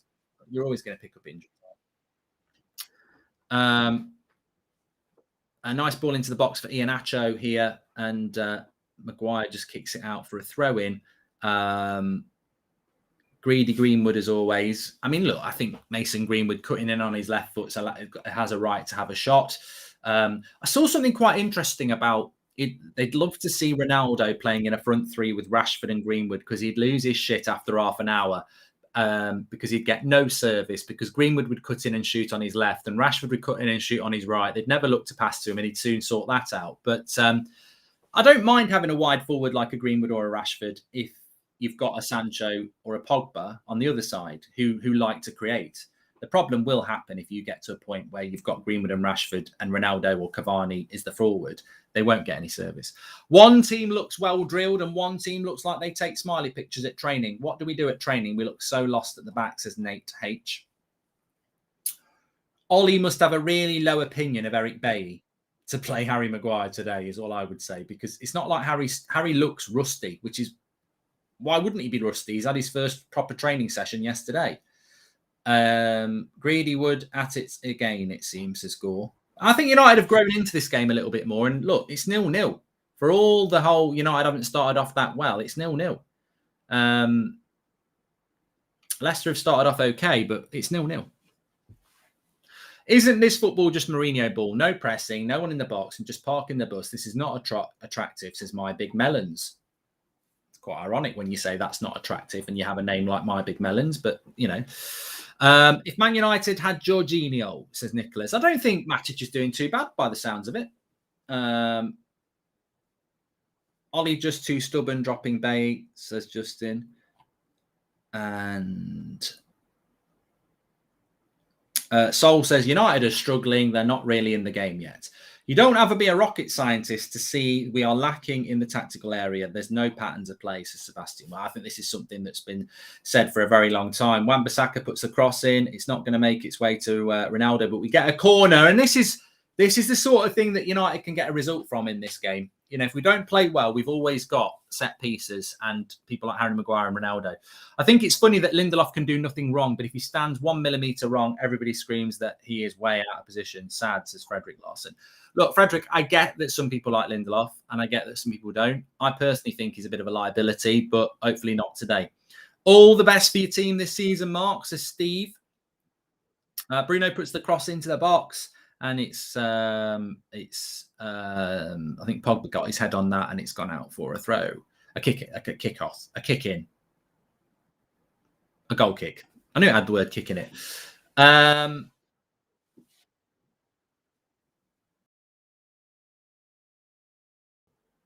Ronaldo is on the pitch. We don't need to put a missing persons out. He's not been dropped. He's not on the bench. He is actually playing. You probably wouldn't realise that, but yeah, he is playing. Opinions on McTominay, says Billy. I think he's in the best place.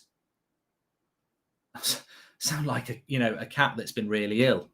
He's had to go to the vet.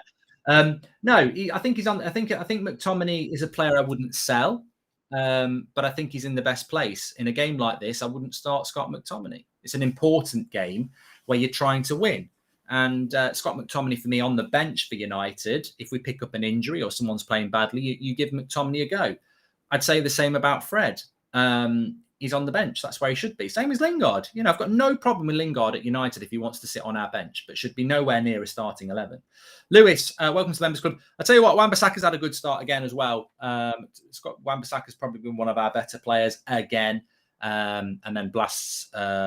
if McTominay, Fred aren't good enough and Matic is too old to play the 6th role, then why hasn't Ollie given Donny a chance in the role, says Mike? Hey, I think the less we talk about Donny, the better, because it's over for Donny, isn't it? Hey, Mark, I think the only way United can improve is if they sign either Haaland or someone else. There are United-level talent, said Sean. Sean, the only player United need to buy is a CDM. I'm not having any more. Let's buy Mbappe. Let's buy Haaland. Let's buy this world-class player. Let's buy that world-class player. The bottom line is we've got enough world-class players to be doing better than we are. The big problem that United have got at the moment is that we're all. Oh, Greenwood! He scored for Manchester United. It's a moment again. You were all having a go at him. And Mason Gunwood, the generational talent. What a hit that is with his left foot. Mason Greenwood, screamer into the top corner. He cuts inside. People say, why does Mason Greenwood play on the right-hand side? He plays on the right-hand side to cut in on his left-hand side and blast it in for United. I'm not going to call it Moments FC. I'm going to call it Mason Moments FC because that is, we've been quite patient on the ball there. You get it to Mason Greenwood. He cuts inside and he bangs it in. I think Bruno maybe passed him the ball. I think it will be another assist for Bruno Fernandes, by the way. It's a little bit of a pass, but he just blasts it. Schmeichel can't get anywhere near it. And Manchester United lead 1-0. Generational talent. And it's just typical of United, really. Absolutely typical of United. But we need that. Whatever anybody says, we need that. And it's a fantastic hit from Mason Greenwood to make it 1-0 to Manchester United. I've got him in my fantasy team as well. Mason Greenwood in my fantasy Premier League team. So the Foxes have been silenced. Are foxes ginger? I think they are. I mean, nothing wrong with being ginger. I'm not going to say anything about gingers, but I think foxes are ginger. 1-0. 1-0 to Manchester United. And it's Mason Greenwood, the generational talent. We've got so much talent in this team. So much talent. But look, I don't think it's fair to say that we're just Moments FC. We've had a bad start to the game, but this is why I never understand why we're losing to Villa at home. I never understand why we're not beating Everton at home. I never understand why we're not beating, we need luck against Villarreal. We've got so many good players in this team. And to get the first goal in this game is massive because it will settle us down. I think we're so used to starting games badly and not doing particularly well. But having said that, Leicester are having a break here. I don't know how United have put themselves into this position. Matic does well, and a few blocks in from United, and Vardy shoots from distance straight at De Gea. Bit ragged there. United were 1-0 up. Matic looked like he was running backwards. Leicester breaking on our slow back three. I mean, it's terrible. It's terrifying. It's like watching a car with bloody biscuit wheels going through a cup of tea. It was grinding slow. It was disintegrating. Matic, Maguire and Lindelof being ran at by 3 quick Leicester forwards. But we've survived. And let's go and get the second goal and win this game, because I don't think it's anywhere near over. It's just reassuring that we're 1-0 up early on. Just a bit slow on the break there, Manchester United.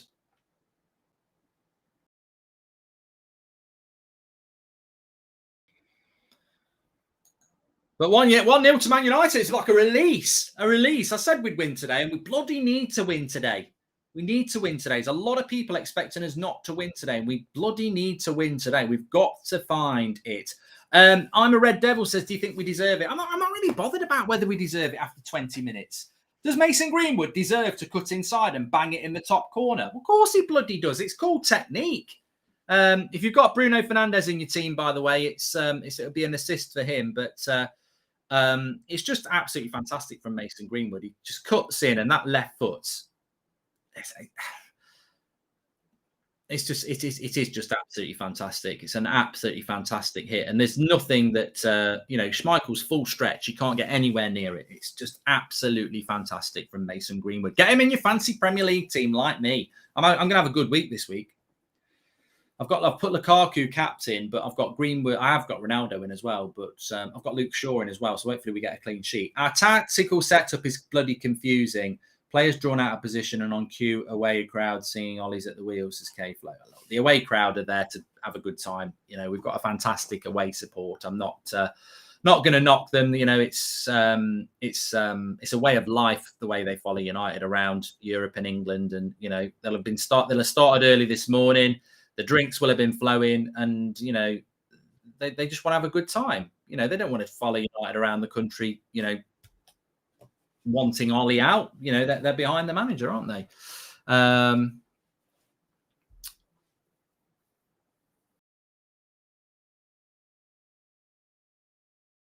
Beth says she's got Bruno for the Fantasy Premier League as well. How lucky we are to have Greenwood. Aaron Wan-Bissaka continues his good form. Little update. Crowd for the second game in a row singing Ollie at the wheels, says Daniel Luciano. Well, I can't knock the crowd for singing that. They're probably, they're very different to me. They want Ollie to be successful. They do. But in the grand scheme of things, how many away fans are there? 10,000? How many million United fans are there? He's not going to stay. If United lose every week and play crap football, 10,000 fans are not going to keep him in a job. So we're winning a game. They've got every right to sing Ollie's at the wheel. I want Ollie to be successful. Do I believe he'll be successful? I'm far from convinced. But I think the best thing for the club is that we don't have any more change and that we actually start producing the goods with the team that we've got. But I still think there's a long way to go in this game. I'm just very happy that we're 1-0 up. Hi, Mark. Me and my family have COVID right now. Please wish us well, says Quinn. Yeah, all of you, I wish you well. And hopefully you'll be fine. Steve says he's a Liverpool fan, but still love your content. I want a Liverpool United title race this season because the best rivalry is with United. There you go, Steve. Thank you. And Matic being his steady self is such a relief. Look for him whenever Leicester counter-attack. He has been good. Our standards have been lowered, says Legion. Matic is the best CDM we've got. It's as simple as that. He's the best CDM that we have at Manchester United. My score prediction, I think, was 2-1 in this game, so it's looking all right at the moment. But I just hope that we don't sit off. I don't want to see us sitting off in this game now. We've got the goal. Let's defend what we've got. I don't want to see that. I know the win's very important, and I'd be over the moon with a 1-0, but there's a long way to go in this game. There's still 25 minutes to go to half time. So I don't want to see us sitting off and trying to take this, trying to kill the game off. There's still a very long time to go in this match, and we need to be careful of that. Man City are 1-0 up, by the way, if you are interested. Bernardo Silva scored after 12 minutes. They're 1-0 up in that game. So, look, I think that these teams, hopefully our rivals, are going to, start moving through the gears this season, this next month or so. And we need to be in a situation where we are doing that as well.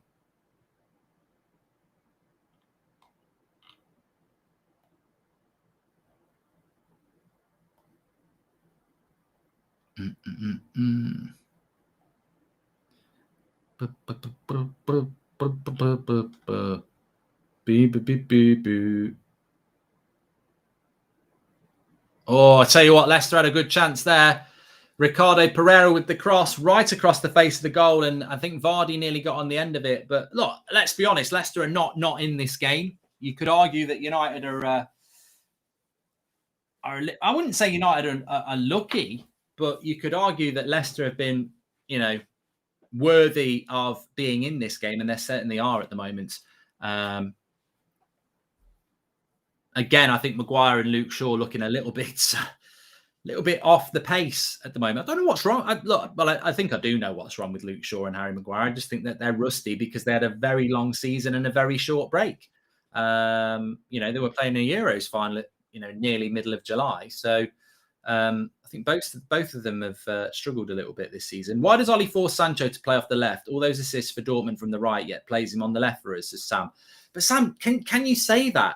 We're 1-0 up because Greenwood's playing from the right, cutting in and scoring a banger. I get that people want Sancho to do well, but it's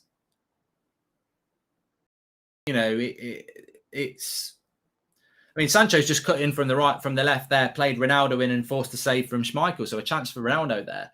But I think Sancho's played off the left quite a lot for Dortmund, and Mason Greenwood's just scored a fantastic goal, so I'm not too concerned about Sancho. I mean, long term, Rashford's going to play off the left, so Sancho's either going to have to go to the bench or he's going to take Mason Greenwood's spot. I think for me, there's always interchangeability, but I think for me the most interesting thing is that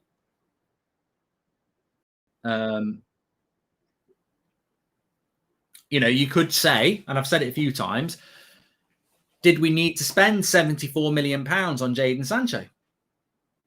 We could have spent that on a midfielder. And what I mean by that is I love having Sancho at United, but Mason Greenwood's playing really well this season. Marcus Rashford's back now. We've still got Anthony Martial. We could have spent that money on a CDM, but Ollie didn't feel that we needed a CDM. So, another corner for Manchester United here. Bruno Fernandes to take it. And Harry Maguire wins it, but, you know what happens with most of Harry's headers? No, it's not a goal. That's not what happened.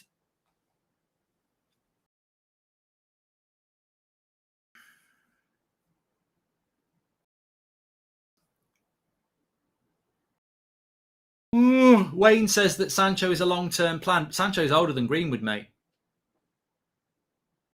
Why would you? I don't agree with that. I do agree with it because I think Sancho is going to get better and better, but you can't bench Sancho for the future when you're benching him for somebody who's younger. You're benching him because you think Greenwood's better. That's what you're doing. And you got some Greenwood stats on the screen there. It's the Mason Greenwood show so far. He's the reason we're in front.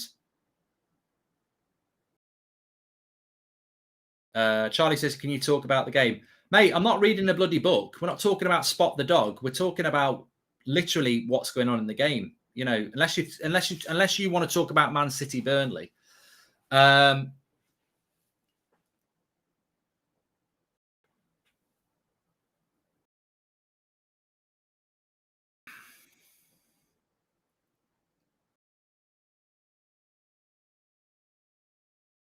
I think long term Mason Greenwood's going to be a striker. I mean, even before we bought Ronaldo, I was saying that I would like to see him.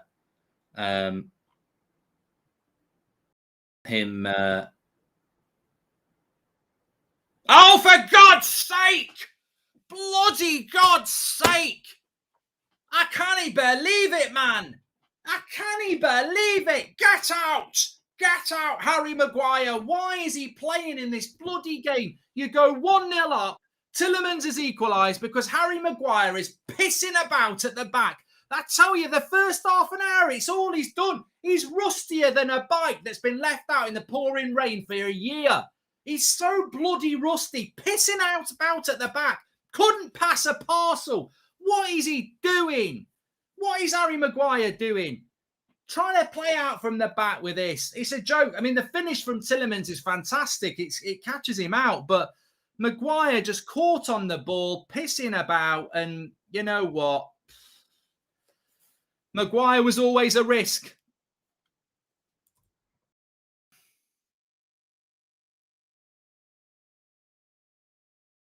It's 1-1, by the way.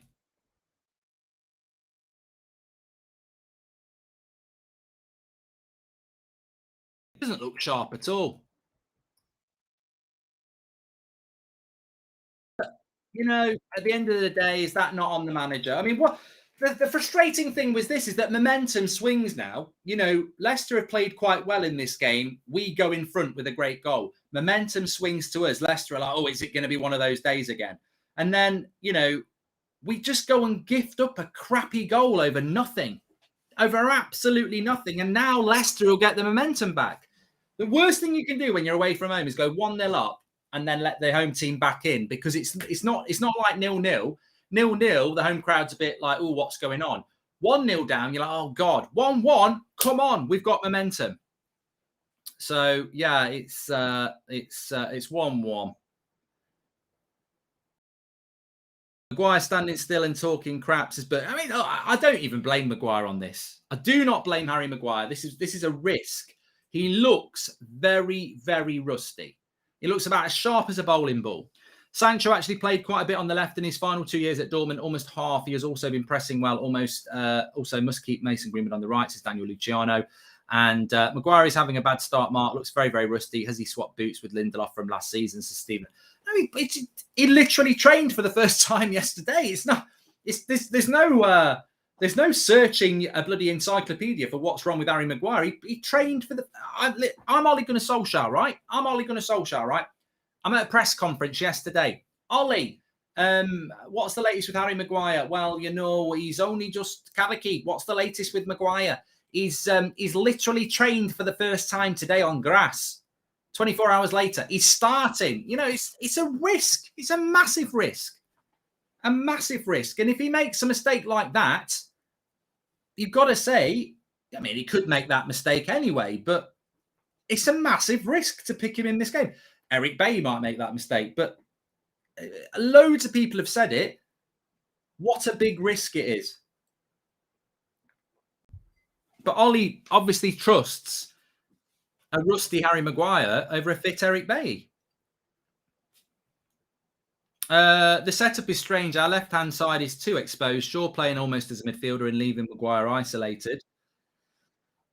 I mean, Kay, I've got to say, I don't know what everybody else's feelings are, but I think Leicester have, you know, Matic has done quite well. Pogba's done okay, but I do feel that we don't look very fluid at all. United, I think it's Maddison's just gone down injured here. But yeah, I don't think we've looked particularly fluid in this game. I think Leicester have had more of the ball. I think they've looked more dangerous. But we've had chances. Sancho played it into Ronaldo. We had a shot. Greenwood scored a good goal. We've had a couple of corners, but I just think we've been a bit. Again, we just look a little bit. The opposite of the word fluid, really. Dry.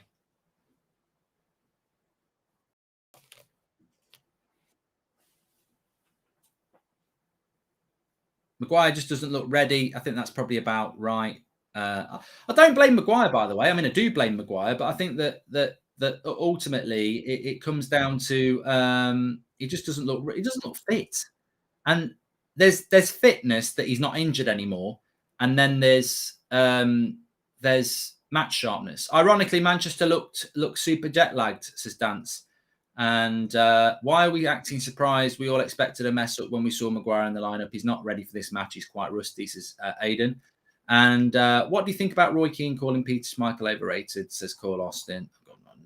It has no bearing on this game, Carl. So at the moment, I can't be asked with arguments between two United legends. I'm more interested in getting a result here. Please subscribe, by the way, bottom right-hand corner. But look, Maguire made a mistake in the first couple of minutes. Just doesn't look on the pace at all. Please subscribe, bottom right-hand corner. The game's not restarted yet. Bottom right-hand corner to subscribe. We're only 100 away from 155,000. You're very welcome. Of course, we've got the fan forum after the game, and you can vote for your player ratings. Let's hope we're not heading towards another bad performance. We need to win this game. The goal's Maguire's fault, but I think what people are talking about is whether Maguire should have started the game or not. Opposite of fluid is solid, but that can't be right, so it must be gaseous, says NYYK.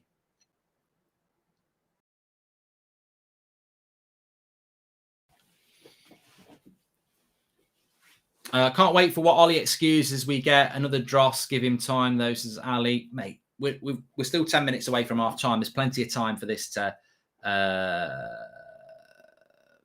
get sorted. Some people are blaming it on De Gea. I mean, I'd have to see it. I'd have to see it to see what the pass, the actual pass from De Gea was like. Zayn Miasi's celebrating a goal.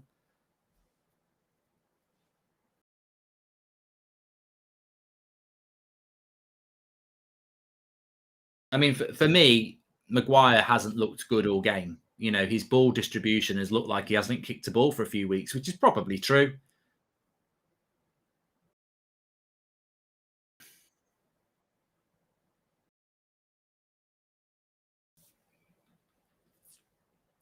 Ronaldo.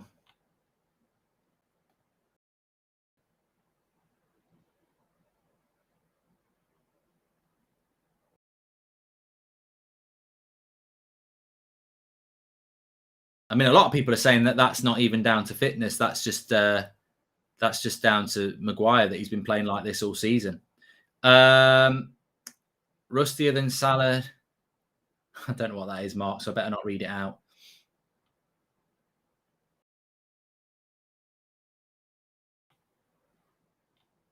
If there is one thing for certain with United, unfortunately, it's that they won't keep a clean sheet in games, says Connor.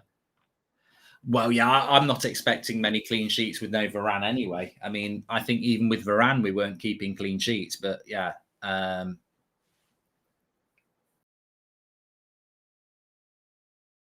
it's a shame though, isn't it? You know, I think it's the international break can be like a transfer window. When the transfer window's open, you're not normally playing football, certainly in the summer. So you start putting these teams together in your head, and you go, "Yeah, we'll win this, you'll win that." And the trouble is, United come back, they start playing football, and you suddenly realise, you know, this might not be a win today. I'm not saying we're not going to win. My prediction was 2-1. I'm sure a lot of you predicted that as well. But I do sit here now thinking, fucking hell, Leicester have been much better than United. And yes, we can certainly win this game. But the problem for me is that after half an hour, Leicester are better. And you look at the 11, and I just don't understand how we can keep how we keep playing like this. In fact, I'm going to actually put a tweet about. I mean, there's another good chance there for Leicester, shot by Iheanacho.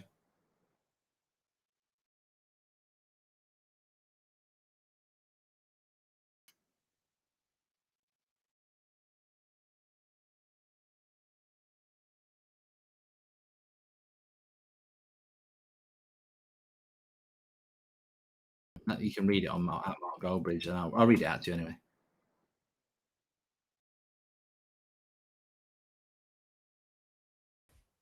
I've just said I look at our lineup and I fail to understand how we continually get outplayed by teams that don't have the quality we have. It's ridiculous, you know.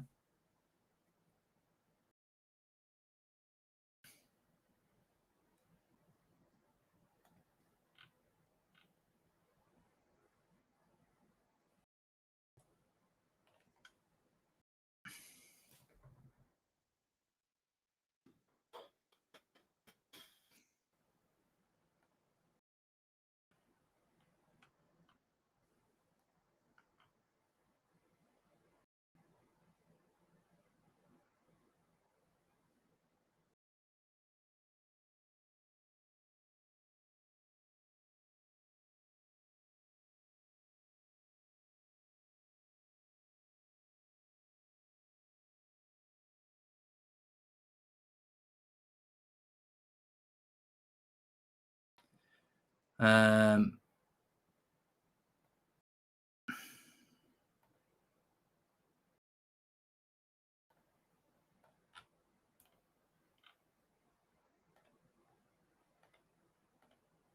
why is this not playing on here?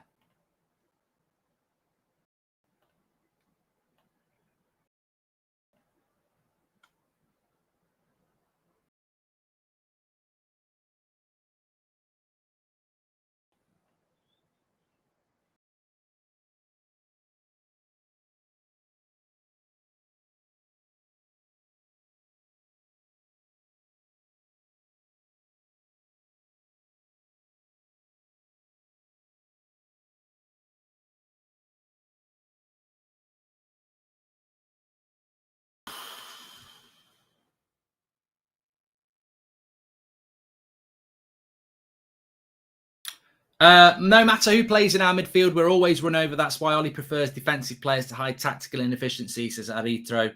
And not De Gea's fault. Maguire just stood there. This is in Ollie. His man management is non-existent. Playing unfit, Maguire over Bay. How did the other players feel with these double standards? Says Belly Dance.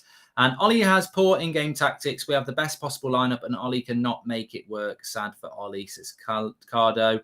And I think Sancho played as a dribbling right winger would give us balance because Wan-Bissaka is quite defensive. We'd have creativity from both flanks, says Mark Withers. Look, you know what? I think that ultimately the disappointment is that you've got Cristiano Ronaldo in the team and he's just barely being used. Like we're approaching half time here, and he's like the invisible man. And I still think he's going to score goals for us, but he's just not in the game.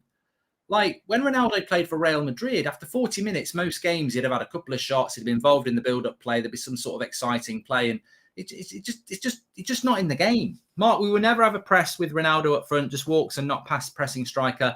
Pogba and Matic are getting run through. Need McTominay on, says Jobby. I don't think Matic is getting run through, to be honest with you. Ollie has made Manchester United into Sheffield United. At least they have an identity. We don't need individual brilliance. FC. I mean, look, my observation of Ronaldo, which I'll give you in a moment, is that this is brutal again. No plan A, can't even pass ball out from the bat and hitting hopeful long balls. So sick of watching this shit, says Lawrence Lynch. Thanks for the super chats, by the way. I just don't think Ronaldo suits Manchester United's system. I think you're right when you say he doesn't press from the front, but that doesn't matter if you are a team like Manchester City. Man City are going to spend, 60, 70 minutes of a game passing around your box. And that suits Ronaldo, of course it does. We spend 80 minutes nowhere near the box. So Ronaldo is not going to get loads of stuff near the box, is he? So it's a problem. We don't get the best out of Ronaldo because we're not a team that spends much time creating chances. That's the problem. And therefore he becomes invisible, like Rosalind said. I actually don't even know why it's become a thing that people highlight that Ronaldo doesn't press from the front. Like pressing from the front is the sort of thing I expect Chris Wood to do. It's the sort of thing Antonio needs to do for West Ham. I don't mind a striker that presses from the front, but if you're an attacking side, you don't really need to press from the front as much as you do if you're a Burnley side where it's your first line of defence. The reason Ronaldo probably doesn't work in our system is because we're a counter-attacking side that likes to soak up pressure. So therefore, your striker does need to be a defender. I don't think it's because Maguire is rusty. If you've noticed, he's done this casual approach many times this season. Someone has to point it out, says GJ. Well, I think it has been pointed out. I think Harry Maguire and Luke Shaw are rusty this season. They're off the pace. And the way that this game's going, we're going to have to be second off FC because Leicester have actually started off the game very well. Wan-Bissaka, good tackle there. And do you think Rashford should come on at half time? Well, I forgot about Rashford. Yeah, it's a good. Yeah, I mean, I'm sure Rashford will come on, but because he gives you that pace on the break. But I don't think the game is really massively about. Luke Shaw with the cross there, nearly into the path of Ronaldo.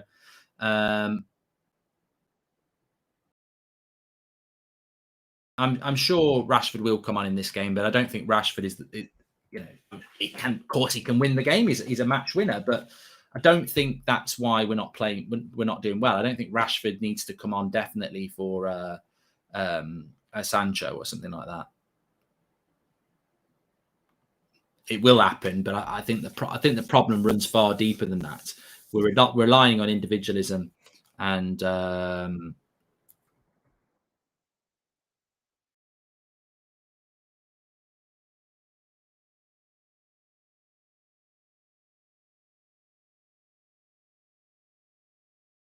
just setting up a tweet for half-time chats. We've got 3 minutes added on at the end of the first half. Manchester United 1-1. And, you know, it's a shame, really, because I think Leicester have played well, but I just think the goal is, I mean, you know, statistically, it's 50-50 possession and United have had more shots. So you can say that Leicester have played well and been the better team. And I may not disagree with you on that one, but let's not forget, realistically, we should be going in 1-0 up. You go 1-0 up, and then you gift the goal up. You can't do that away from home. You can't do it at home, but you can't do it away from home. We've given Leicester a chance back in. And when you're 1-0 up, if a team scores a good goal against you, it's very disappointing, but you just have to take it on the chin. When you're 1-0 up and you gift them away back into the game, it's so bloody annoying. And, you know, De Gea's not had to make a save in this game. Of course, he's had to pick it out of his net, but it's a frustration that we've given that chance up. Look at the run of fixtures coming up. If we're playing this poorly, we don't have a snowball's chance in hell, says Cold Dish. And we are on paper the best squad, but no style and poor, says Keith Byrne. And I think there's going to be a free kick here for a foul by Bruno on Harry Maguire. Not Harry Bruno on Harry Maguire. That would be interesting. He doesn't play for Leicester anymore. James Maddison. It was a foul on James Maddison. Ollie is like the role Sir Ben Kingsley played in Iron Man. He only answers questions on camera and nothing else. The whole coaching team should go. They've done the impossible. They've made Ronaldo irrelevant, says AJ Singh. 1 clean sheet out of 11 games so far this season. What's that all about, says B. Yakov. Well, what is that all about when it's generally considered that David De Gea has been world-class this season, and yet he's hardly got any clean sheets? It just shows you. We are just good vibes under this manager, says Harder. Well, look, it's 1-1. Let's hope he can sort it out in the second half. What I don't want to see is just long balls to Marcus Rashford. Maguire's been rusty from when we bought him. No, I thought Maguire was very good at the end of last season, to be fair. It's a free kick here. The draw pisses me off. What pisses me off even more is the fact that every team we played this season played better football than us, win, lose, or draws, says Siri. And does not matter what's the lineup. We don't look coached anyway, says Cardo. And I think that's the thing that's the most important thing with United really at the moment is that we're just, you know, we're some people are saying that Maguire looks drunk. Yeah, it's the visibility that it's the visible fact that we just don't look very good. And that the opposition tend to look better than us. Pogba sulking again. Ollie is messing Pogba around and he doesn't seem to be putting the effort in. Ollie, the man manager, strikes again, says Andrew O'Brien. It is half time, by the way. And yeah, I mean, what can you say? What can you say at half time? It's one of those. It's one of those. I think we've. I think it's disappointing. Yeah, I think it is disappointing. I think Manchester United are just very disappointing in that sense. I expect. Look, I don't know. I mean, I don't. Obviously, I'm always going to have opinions, but I think that the one thing I would take out of that is that we've got one of the world's best players that's ever played the game in our team, and I don't even know if he was playing, and his name's Cristiano Ronaldo. It's like I don't want to be proved right on this, and I'm sure many of you feel the same, but we spoke about this last season when we got linked to Erling Haaland at the end of last season and Harry Kane, and some of you got excited. I remember saying, why are we buying a striker? Why are we buying the icing for the cake that we've never baked? And there's no doubt that Erling Haaland or Harry Kane are fantastic strikers, but it's not what United need. We need to build a bloody team to add the icing on the cake. And what we're now seeing with Cristiano Ronaldo is you can have this world-class striker, and there is no doubt that if you gave Cristiano Ronaldo 5 good chances in that first half, he'd probably score 3 of them. We've not given him any good chances in that half. And that's what people don't understand. They think they're playing FIFA. They think they're playing Football Manager. They think if you put Ronaldo up front for us, because in FIFA and Football Manager, that'll make him get 40 goals and you'll win the league. In real life, it ain't that simple. You put Cristiano Ronaldo up front for Man City, he'll score 40 goals. You put him up front for Liverpool, he'll score 40 goals. You put him up front for Manchester United or Burnley, he probably won't get you that many goals because they're not going to create the chances. Messi on the right wing for Burnley is not going to make them Champions League winners. He might not do very much because you've still got a manager that's not going to play to Messi's strengths, and you've still got a team that's not good enough to play with Messi. And I think with United at the moment, we are that. We've got one of the best strikers in the world, and you could move Harry Kane in instead of Ronaldo. You could put Lewandowski there. You could put Haaland there. He'd have the same bloody problem that we're seeing now.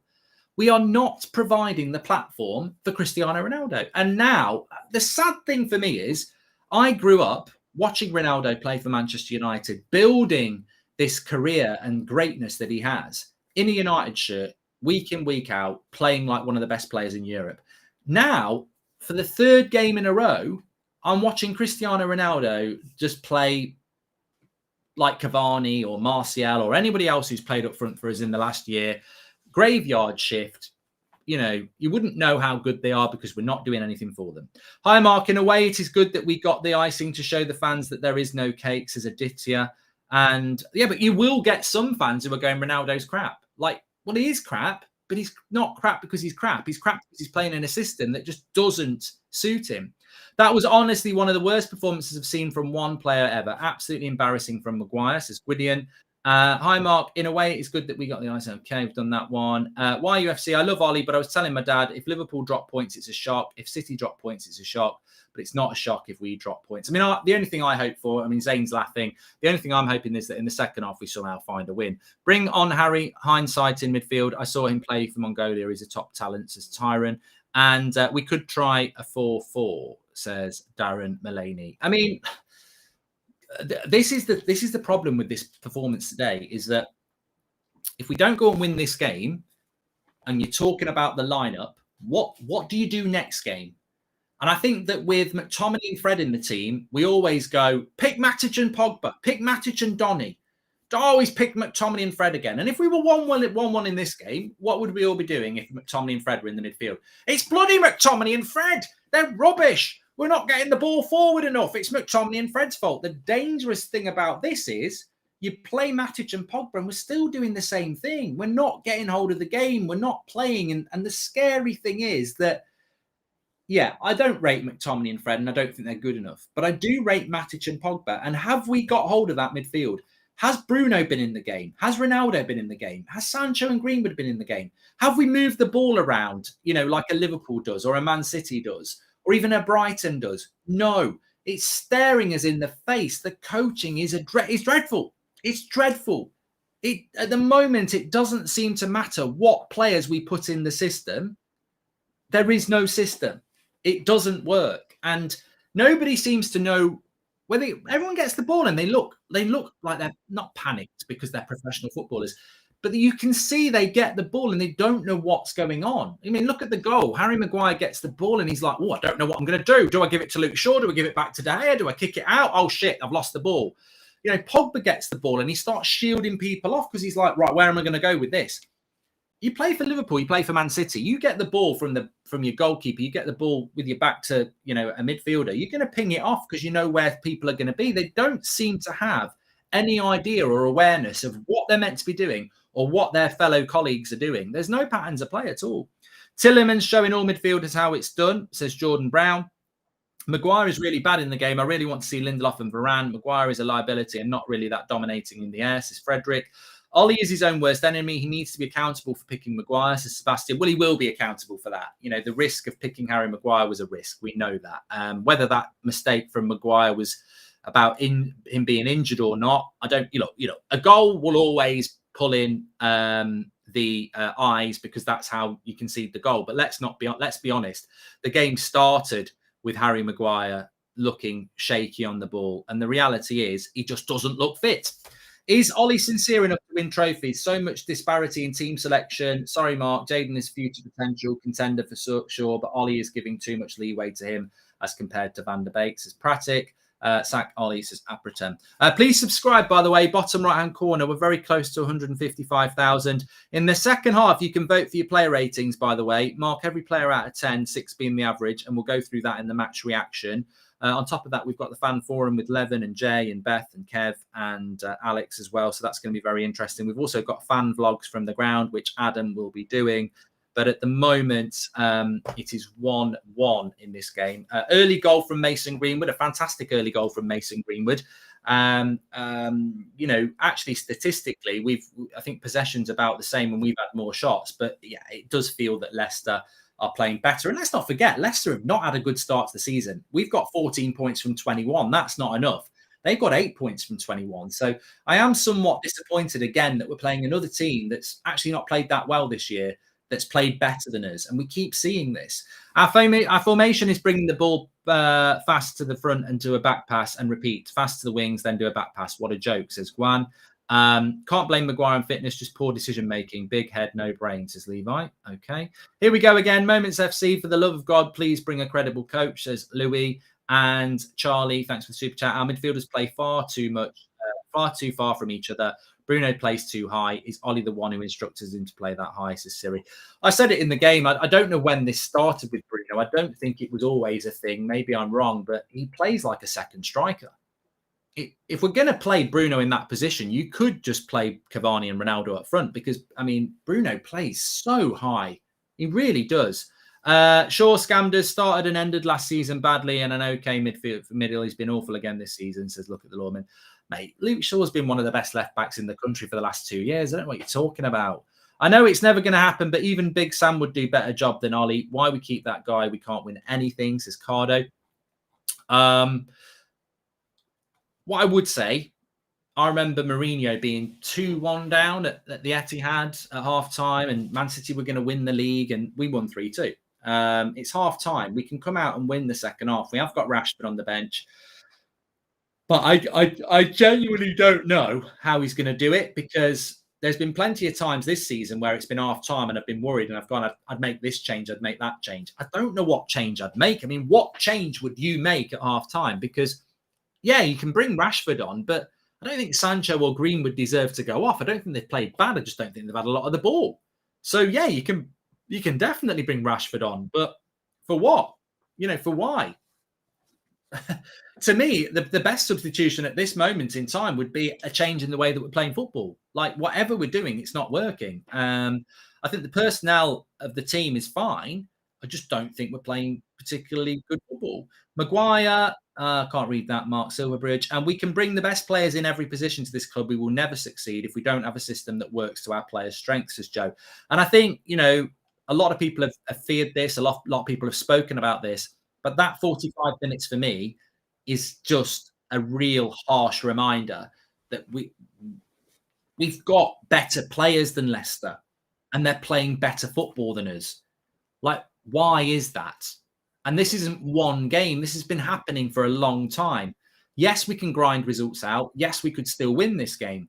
We could win this game 2-1 and Leicester could be the better footballing side. We know that Ronaldo or Rashford or somebody could produce something like Greenwood just did and we win the game. But what's becoming increasingly obvious is we don't have good enough football for the players that we've got. We are very reliant on those fantastic players producing moments to win us games. And people don't like the Moments FC because they feel it's disrespectful.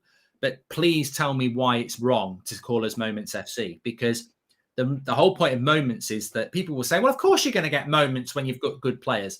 Look at that Mason Greenwood goal. Bruno plays a simple pass. Mason Greenwood finds some space and scores a fantastic goal. That is a moment from a generational talent, whatever you want to call him.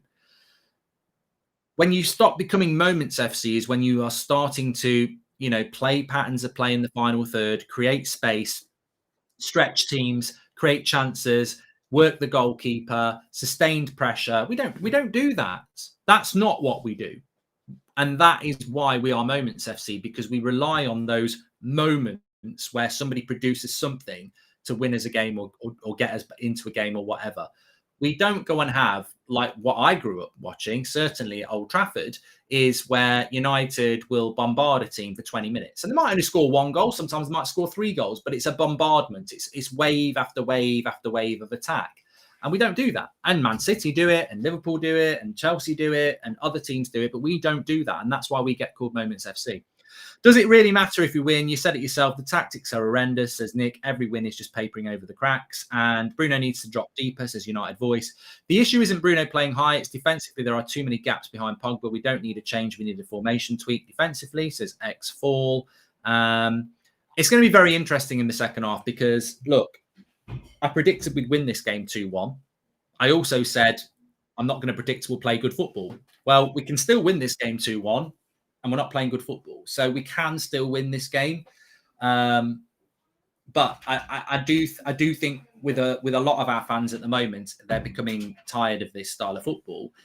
And where I would agree with them is if we keep playing like this, we're not going to be in a title race, and we may not even be anywhere near a title race because you can't play like this and win the amount of games that you need to win to be in a title race. We've already lost to Villa. We've already drawn with Everton. We've already, dropped points to other teams. And at the moment in this Leicester game, we're struggling as well. So I don't think that we can, just continue like this. We've got speed and pace, so why the hell do we constantly set up defensively? A back six is an insult to Man United legends, says Louis Love. And Mark, we just need more players moving in and around the box. It's so easy for the defenders to spot Ronaldo. He's been the only one in the box, says Say. And we used to talk about our bench strength after the transfer window closed, but everything went down the drain. A 15-year-old understands the problem in our team. And why doesn't Ollie, who played a faster football in his days, says Vishal. And this is Europa League for Mark. Ollie is found out, says Sebastian Baudry. Let's be honest, Ronaldo has been a liability so far. Can't even do front press. They're just easily playing from the back. And this is the danger. What Hart's talking about there, this is the danger where our fans start to blame Ronaldo for what is clearly a manager problem. This is football. This is, we're not getting the best out of Cristiano Ronaldo. We're not playing badly because Ronaldo's in the team. We're playing badly because we've been playing like this for over a year. I said this last night. The way we're playing today is no different to how we played with Cavani last year or Martial. And you lot would go and give Martial or Cavani a 5 or a 4 out of 10. And I'd say, I don't disagree with you. They've not had a good game, but they're almost inflicted a bad performance because they're suffocated in the graveyard shift.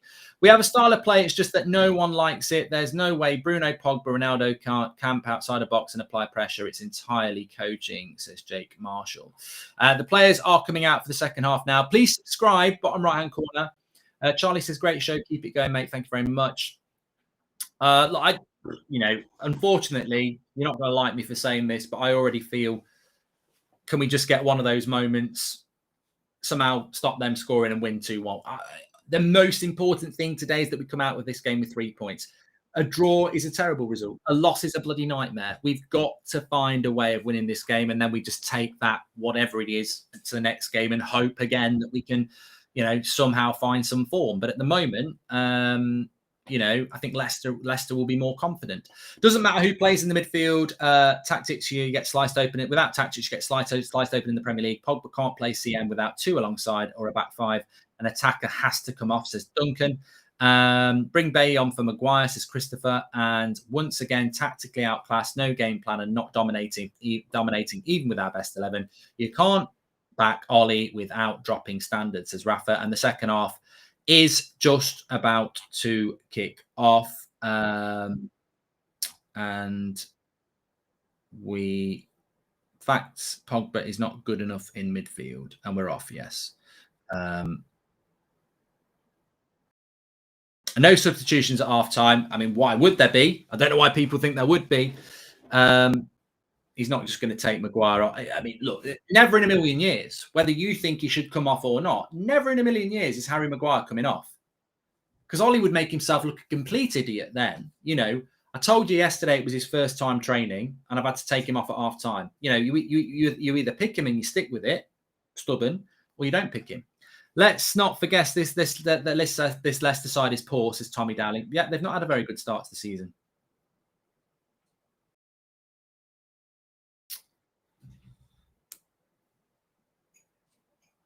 I like this from Emmanuel. He says Ronaldo is always ready to put the ball in the net. Pogba, but you've got to give him the opportunities.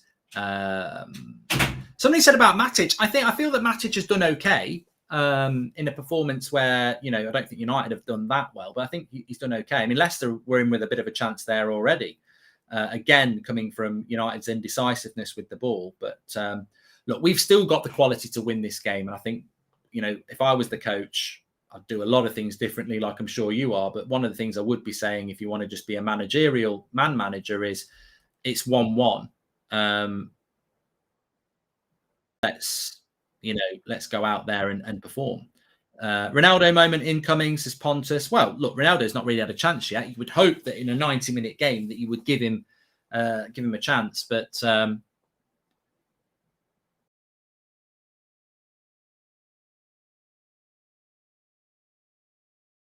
De Gea made a save right at the start of the half there. It came from a ball from Shaw into Sancho where he lost the ball and they ran through. So, how about a 4-1-2-1-2 to start Cavani with Ronaldo? I do think press from the front is important to win the ball back and pressure defenders, says Karamu. So what do you think happened with Ronaldo then? Do you just think that Ronaldo was a player that we didn't even want and we just went for Ronaldo because he was available? Sounds like we have no width with United, so let's try 4-4-2. Greenwood's just had a shot as well. Darren Mulaney, thanks for the super chats. And again, cutting in on his left-hand side and shooting. Cavani can't be involved in this game because he's been on international duty like Fred. At least no one said we've missed McFred, because that would be bullshit, to be honest with you. Ollie looks worried, says Craddock. Well, it depends, doesn't it? It depends, because I think Ollie would normally go and find a way of winning this game. That's what happens. That's why, I predicted we'd win 2-1 anyway. But this is sort of the game where traditionally, over the last 3 years, whenever Ollie's been in trouble, he'll find a way of winning. So if you were a betting person, you'd probably be better off betting on United. Yeah, Max, I don't really care about that. Thanks for telling us, but I couldn't give a toss about timings. People are all over the place because it's a 3 p.m. UK kickoff. So if that's something that you're bothered about, talk to yourself, because no one else cares. We've missed McFred, says Pro Player. I don't think we've missed McFred.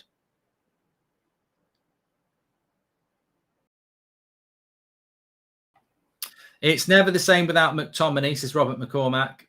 I mean, to be fair, United have started off, reasonably well this second half. A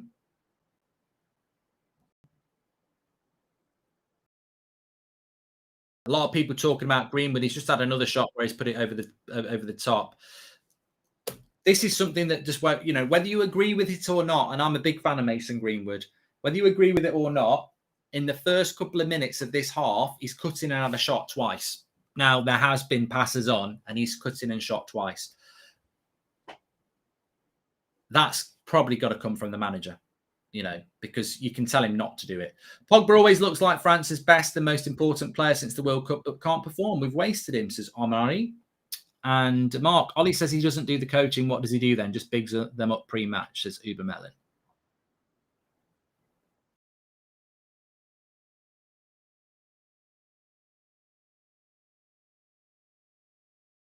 Christian says Ronaldo's never going to get a chance when Greenwood keeps shooting.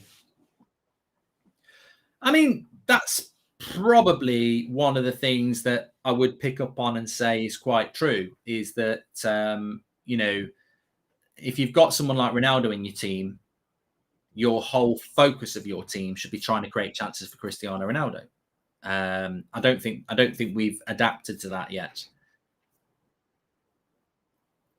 But I think it'll be Sancho who comes off for Ronaldo, for Rashford.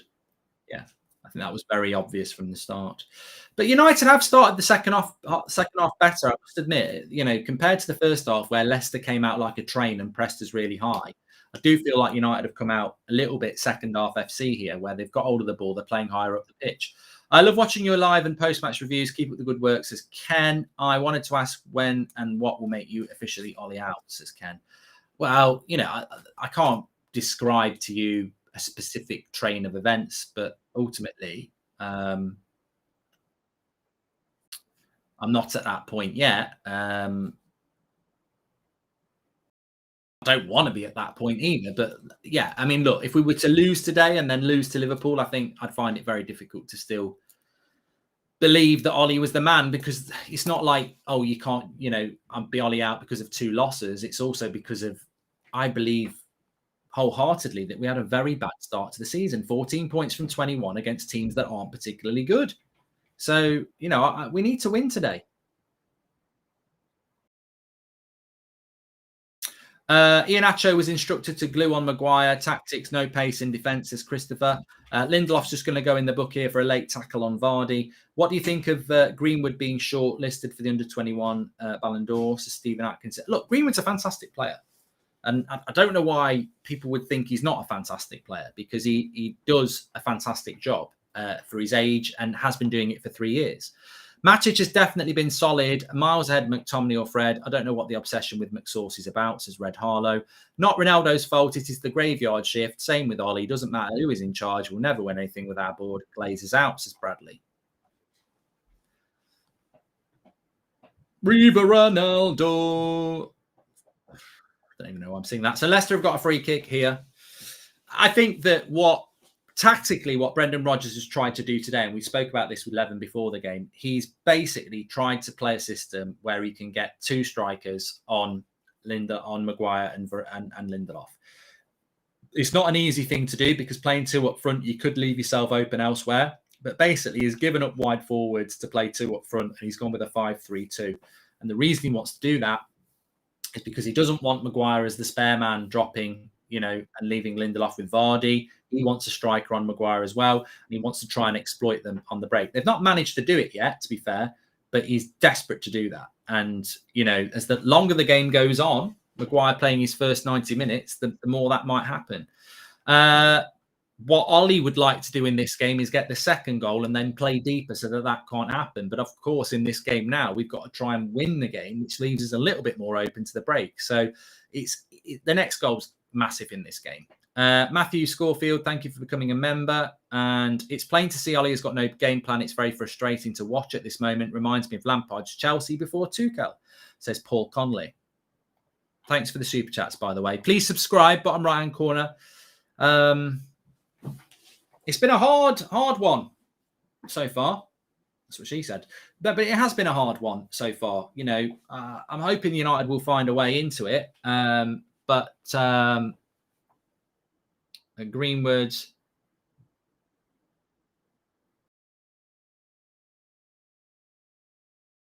Oh, what a hit by Matic. Long way out. I thought I could see people in the chat, and for a minute I was like, oh, he's going to score. A few people talking Matic's magic. You think back to the Crystal Palace game those years ago. I was hoping it was going to be a goal. It's just a volley from about 30 yards out, and it's just over the bar. It's a lovely hit, and I thought it was going to be a goal, but it's not a goal for Manchester United, unfortunately.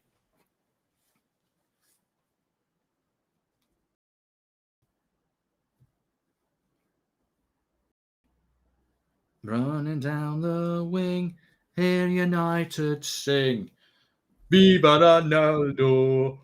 I think Matic is doing all right. I don't think that's been the problem for United. I think it's that ball on the break. Shaw has to make runs for Sancho. He just stands next to Sancho, and that space is utilised. Robertson's miles ahead, says Anonymous. I don't think Luke Shaw or Harry Maguire are anywhere near what they were playing like last season. I've said this a few times. You've got to call out performances that aren't as good as they need to be, but there is a very big hint as to why Shaw and Maguire may not be where they need to be.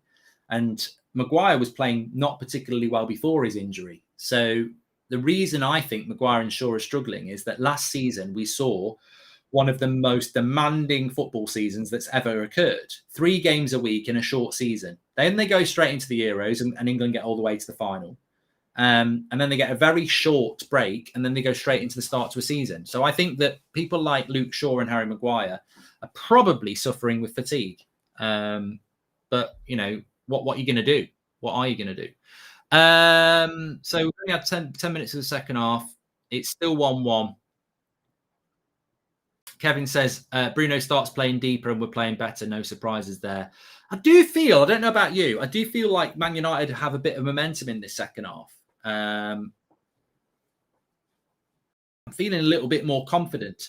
Ricardo says, I'm watching this game through my absolutely horrifying football to watch. Well, look, maybe Ricardo's right. Maybe I'm right. We'll see. But I do feel like Manchester United's second half have come out with it a little bit, you know, a little bit different than the first half. And it's more about you up. I think it's 57, just 57.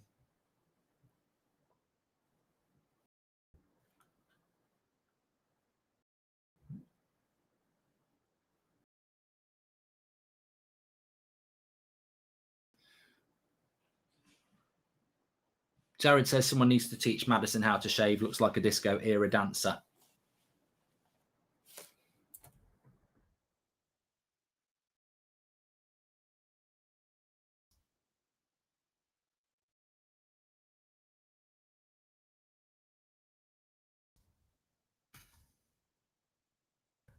Well, it's a better start to the second half from Manchester United. A better start to this half than the first half. And as I just said on Twitter there, hopefully we can build on it.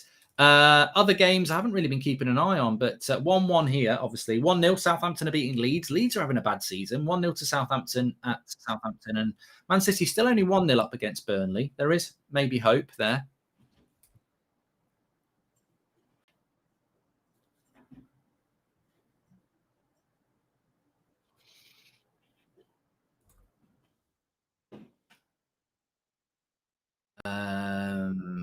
Sem says, James Maddison is one of the physically weakest players I've seen in a long time. My 8-year-old gran could body check him. And if Sir Alex would be the manager, would dispose of these mid-table ties to Sebastian Bodry. And Ali says, we watch our players go and play fantastic for their countries and come back to the club and look absolutely disjointed and confused. It's an indictment on Ollie. Of course it is. 100%. Of course it is. You know, I don't like to say that. You know, I want to see the positives, but, you know, we struggle. That's the word. We do struggle. We've been better this half, but we do struggle. I don't think we've seen enough of Sancho in this game. I mean, look, we've hardly seen anything from Ronaldo, but we've not seen enough of Sancho. You know, he's a fantastic player. We've not seen enough of him. Get the core right, get the score right. That wasn't what she said, says Christopher. Rashford's warming up. And basically, that they'll just be telling him to run in behind. But I don't think that. Look, hopefully Rashford can come in, and Ollie will be praying that this is going to be it. And obviously, it's fantastic to have Marcus Rashford back for Manchester United. And hopefully, it will get us the win. But I don't think it's as I said at half time. I don't think Sancho or Greenwood coming off for Rashford is really like, oh, that's the obvious thing to do.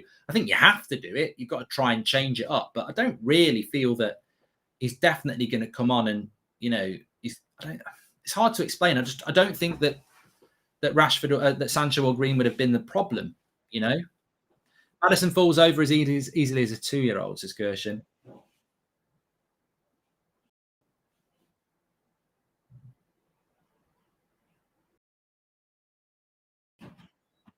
There's a corner here for Leicester. Don't make a sub on a corner. Tony says the secret weapons coming on. Well, I'll say it right here, right now. I think Marcus Rashford to Ollie is going to have a very big impact. We said it in the international break, one way or the other. You know, if Rashford comes back and starts scoring goals, then United will win games and Ollie, the pressure will release. If Rashford comes back and, you know, gets swallowed up and, you know, subdued like everybody else has, then, you know, we'll continue to struggle. It's going to be very interesting.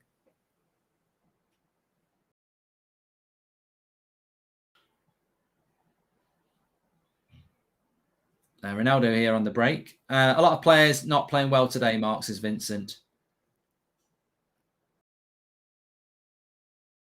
A bad cross by Wan-Bissaka on the break, which is a bit of a shame because it was a good counter.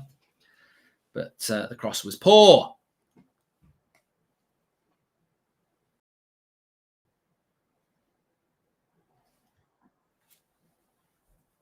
Lindelof is better than Maguire. It's interesting, that chat. I'm not blind to the chats that that go on, and I do and have seen the momentum by certain sections of the community that believe that Lindelof is better than Maguire.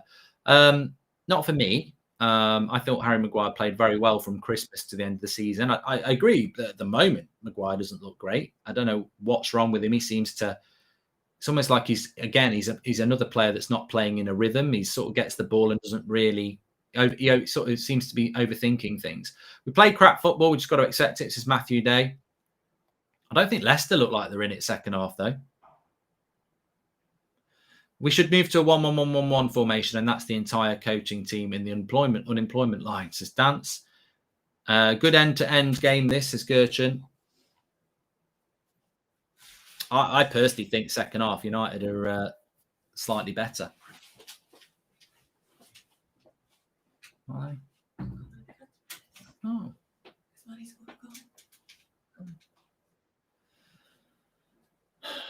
Save me a Colin the Caterpillar then, please. Don't you eat all of them, Seb. Don't eat all of them. Yeah. I like Percy Pigs as well.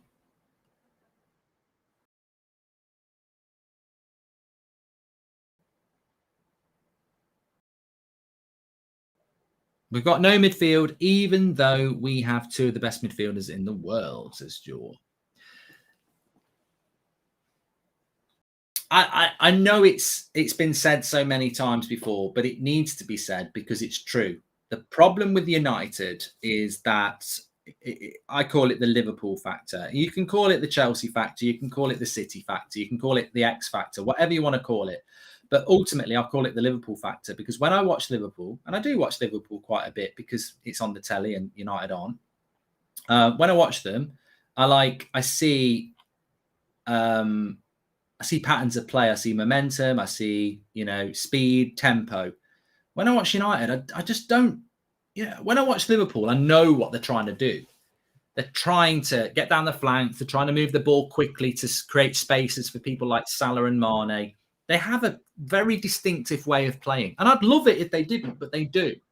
When I watch United, I never know from one attack to the next what it is we're trying to do. There is no United way, basically. There is no real. I'm sure Ollie and the coaches are telling them to do something, but it's so hard to identify. The football we play is so depressing. He has to go, says Alex G. Look, we can still win this game. I think talking about Ollie going is ridiculous because I think we can still win this game. But I agree with the football being a little bit of a problem. Oh, I thought we'd scored there. Do you think we're struggling to set up our team to Ronaldo? Seem to be going too wide to suit him, says Anonymous. Nah, we're playing the same way as we did last year, mate. Bench Maguire, we're clueless in there, no structure whatsoever. He tries to carry the ball 80 yards, then pass, and no clue how he's captain, says Paul. Ollie has ruined Sancho as well. He likes ball to feet, 1-2s, wasted 70 million, says Dazzo. And Mark, if Ollie gets a specialist number 6 that solves our midfield problem, do you think he can maximise the team's potential? Says Overdell. So Sancho's off for Rashford.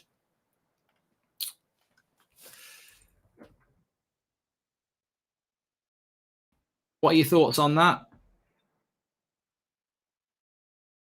I think I could have told you that was going to happen before a ball was kicked. I think that was always going to be the sub. I think there is a debate to be had about why a £74 million player is not being stuck by, and you're sticking with a youth player. But I think what it's about is Sancho going to produce you a moment and cut inside and score a goal? No. Mason Greenwood is. That's why Mason Greenwood's on the pitch. Who's the more creative player? Jadon Sancho. But Jadon Sancho is not going to cut inside and bang it in the top corner. Mason Greenwood might. And I think that at this point, Ollie needs to try and win a game. So he's going to go with those players that can win a game. And hopefully that will happen.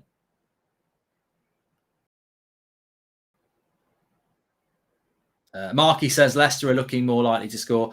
I don't know about that. 25 minutes to go. I feel that I predicted 2-1. I didn't know how the game was going to go. I'm going to stick with 2-1 to United. And I just feel that the way this game is going, it feels to me like we're going to get that moment, and then we'll be able to sit back and, get the win, which is very, very welcome, of course. We've seen this before. We've seen it before so many times. And you look at the players on the pitch, Ronaldo, Rashford and Greenwood. The interesting thing is with Ronaldo, Rashford and Greenwood in the team is that you've got two wide forwards now who want to cut in and shoot. Have you got two wide forwards who want to put a cross in the box for Ronaldo? That's the interesting thing now.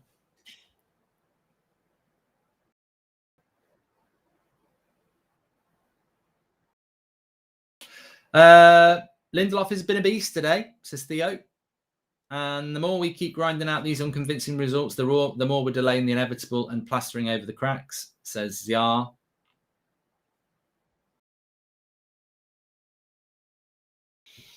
We're just not a very entertaining team to watch, are we? That's the bottom line. We're just not a very entertaining side to watch. I don't think we've seen one good cross into the box this prime. Yeah, I mean, that's a good point. I'll use that for the match reaction.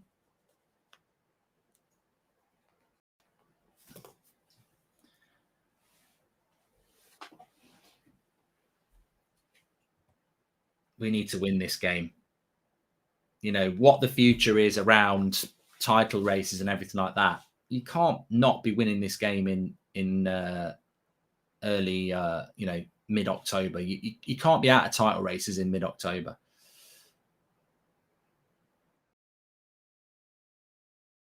Bruno's just had a shot wide. I'm afraid Ollie is going to come out after the draw loss and say we're unlucky, says Abanath.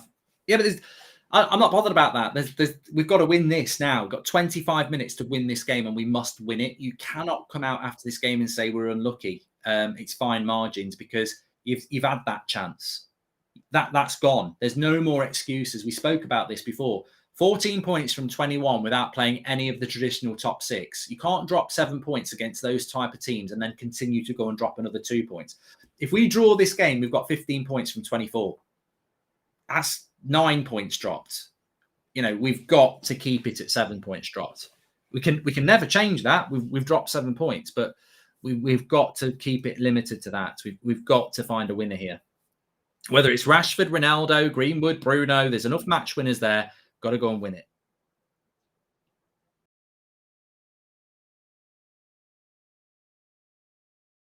Yeah, a lot of fouls being committed by United, 14-4 apparently. A lot of those are probably down to Maddison running around in his Speedos diving. But I remember a time when a lot of people criticised Pep for Sancho development prior to him leaving. People said Foden should have done the same. Who's better now in the long run, says Dano. We're too impatient with the ball. Long shot FC, says Matthias. Finally put a decent cross into the box there from Luke Shaw. And I just think Ronaldo wasn't actually anticipating that one.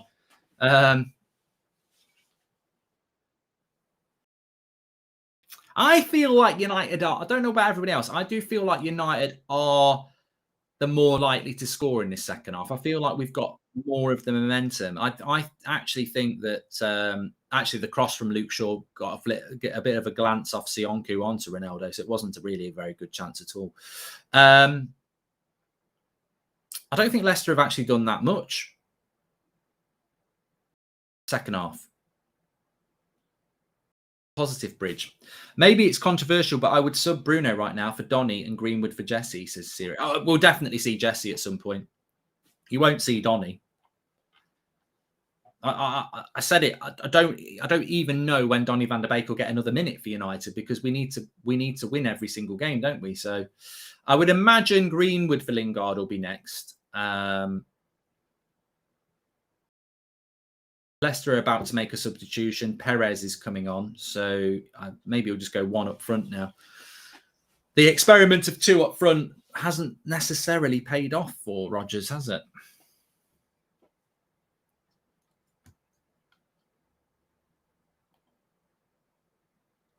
Norwich are 0-0 with Brighton. Southampton 1-0 up against Leeds. Man City still 1-0 up against Burnley. Bloody Burnley. 73% possession for Man City. Imagine if it was for Burnley. Obviously, Liverpool won 5-0 against Watford, and Chelsea are playing Brentford at 5:30. Bruno should be dropped to the pivot and Pogba at 10. Bruno is aggressive and good on the ball, but brings no fluidity to our attack, says Michael Nelson. I mean, look, maybe Bruno in the pivot would work, but, you know, Bruno's had another assist today. And I know I don't really rate those assists where you pass it to somebody who cuts inside and scores a worldie, but, you know, it's not like Bruno hasn't played very well today, I don't think at all. What are you doing? Not here. Where's Maddie? I'm here. Maddie, Yeah? will you look after Seb, please? No, I'm my ankle. It's popped out. Just go in there. I'm working. I miss those lightning pace Rooney, Ronaldo. It can't be a cameo from Seb in a tense last 20 minutes game. Vabev says you can't. I miss those lightning pace Rooney, Ronaldo counterattacks. Hopefully Ronaldo, Rashford, and Greenwood can repeat that. The problem with those three is that Rashford and Greenwood wouldn't pass. Bruno should be dropped to the pivot. I've done that one from Michael Nelson. Thank you very much for the super chats. Ollie's greatest feat is to have £1 billion squad, play like Stoke. We are likely to be cheap, launch Air FC, and fold as Moments FC. Look, can I just inject a little bit of passion, urgency into this team and squad and community and fan base? If we draw this game, we are 3 points behind Liverpool, I think, and we play Liverpool next week. And if they beat us, we're 6 points off them. We are playing Liverpool next. Like, we're not playing Norwich next. We're playing Liverpool next. That's a very hard game. We've got to find a way to win this game. This is not a sort of game that you can just go, that's a good draw. It's a bad draw because we've lost to Villa at home. We've drawn to Everton at home. If we draw this, we've taken 2 from 9 against teams where we should be taking 9 from 9. So we've got to find a way of winning this. Yes, Liverpool worries me next week, but Liverpool's Liverpool in a week. We've got to find a way of winning this. I feel that Leicester are sort of looking at a draw here. I don't think Leicester are looking to win this game. Therefore, it's our job to go and win this game. It's either we have the wrong players for the right system, Ollie's, or the right players for the wrong system, says Christopher. I think that's quite a good point there. No Identity FC. Thanks everyone for watching, by the way. Please subscribe, bottom right-hand corner. We were very close to 155,000, so bottom right-hand corner to subscribe. We are and will and probably have got the link for the player ratings, which I will drop into the video description in a moment. Yes, we have. Jamie, cheers, mates. I'll drop that in the chat for you. So mark every player out of 10, 6 being the average. And I'll drop it in the link in the video description for you in a moment, but you can just go to theunitedstand.com and do it straight away from there. But I'll get the link now. Unitedstank.com. United do stink a little bit at the moment, but that's not the website.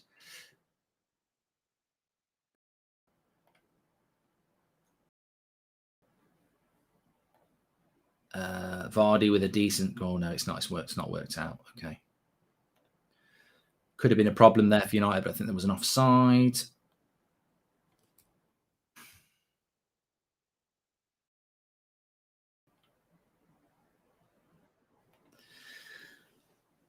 What are we thinking then? Are we going to get?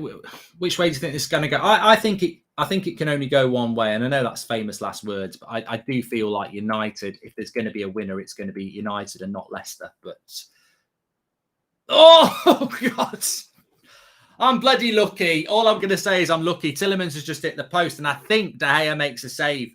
I think De Gea makes a save on this. Shut your gob, Goldbridge. It was nearly a very, very, very bad moment. Great save by De Gea. It is. Tielemans hits it really, really well. And De Gea just gets a fingertip to it. Fantastic save by David De Gea. And he saved me as well. because I was just talking about I can only see one winner, which is never a good thing to be sort. I won't say it again. But again, look, how many times this season have we been in games that we've drawn or, nearly lost, and David De Gea makes a world-class save? And yet again, we're in that position where,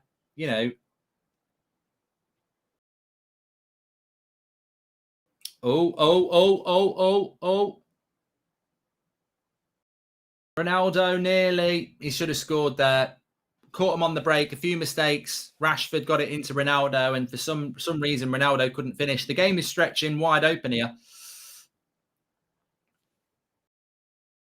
Interesting this from Ryan, who's been on the show. It's Haber. He says, phenomenal save by De Gea. Get Pogba off the pitch now. United Muppeteers, get Pogba out before I throw up.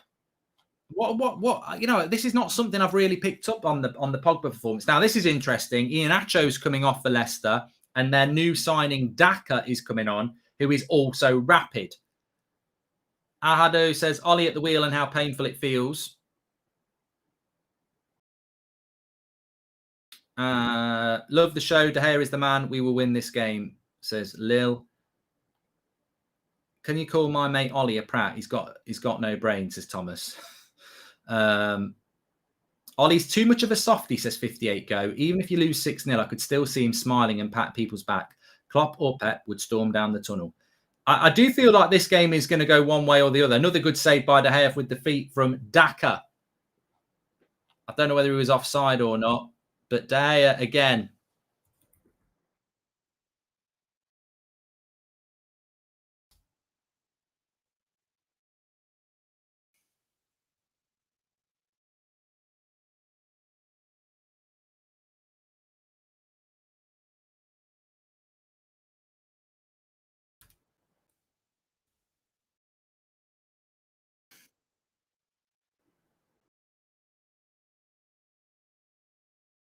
Oh, dear.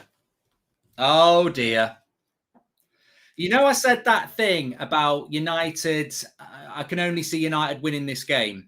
I'm sorry to announce that. And look, I'm not even shocked. I'm not even shocked. And I know people are going to go, "Oh, where's the Goldbridge rant and rage?" But the reality is, I can't. I literally can't, because I'm not surprised. I mean, I'd literally just put a tweet out, and maybe this is why I'm not. I've just seen David De Gea make 2 fantastic saves, and I said, where would we be without David De Gea this season? We would be mid-table. He can't keep doing it. He can't keep doing it. And a part of me goes, if De Gea hadn't been world class this season, Ollie would probably not be in a job. We can't go through another 5-year period where David De Gea is getting Player of the Year, making us relevant. Like, this is 8 years of this shit now. We're in big trouble. We are 2-1 down with 15 minutes to go in a game we must win.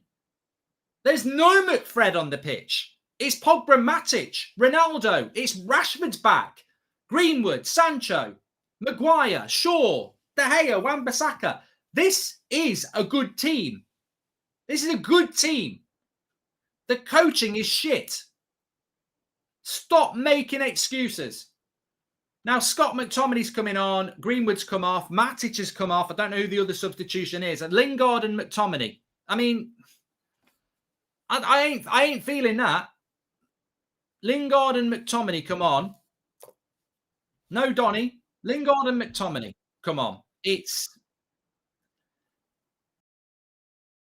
10 minutes for Manchester United to try and get back into this game. And I'm like, we've been on this circle for too long. Honestly, I hate saying this, but Ollie should go. I love Ollie, but we need style and consistency. I don't see that with Tanya.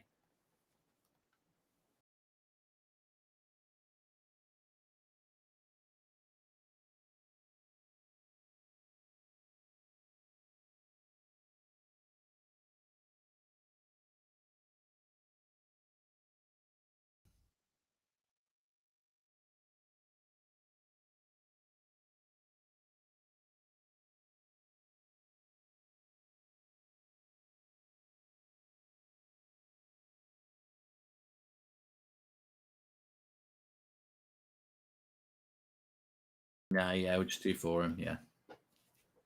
Because we'll have enough vlogs, I think.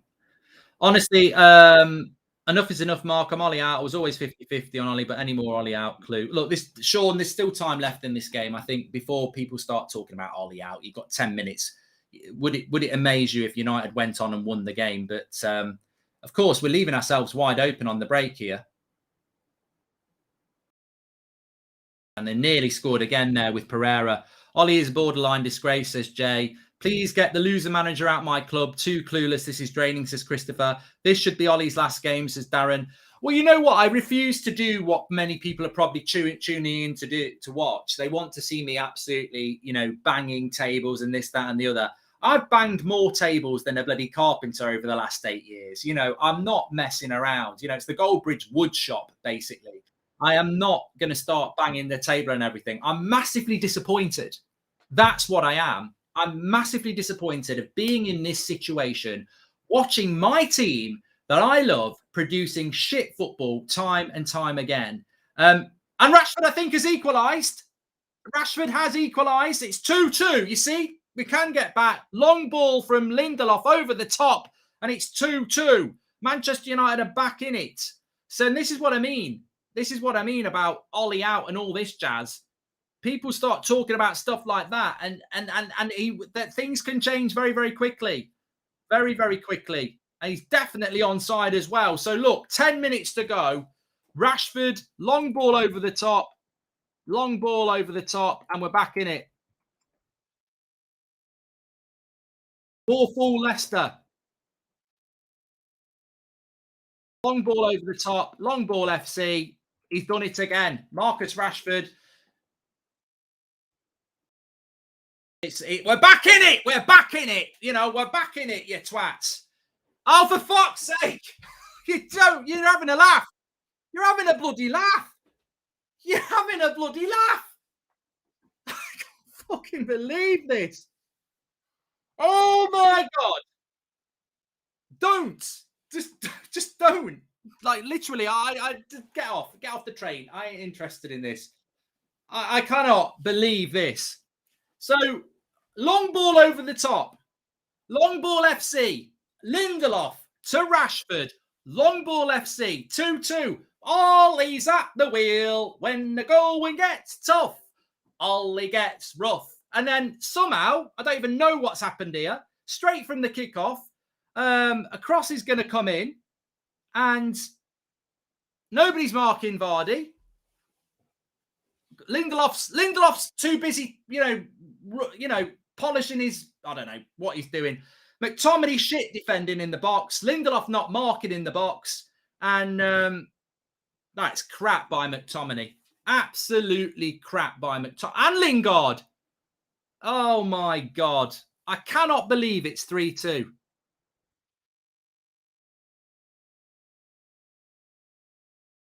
Absolute joke defending.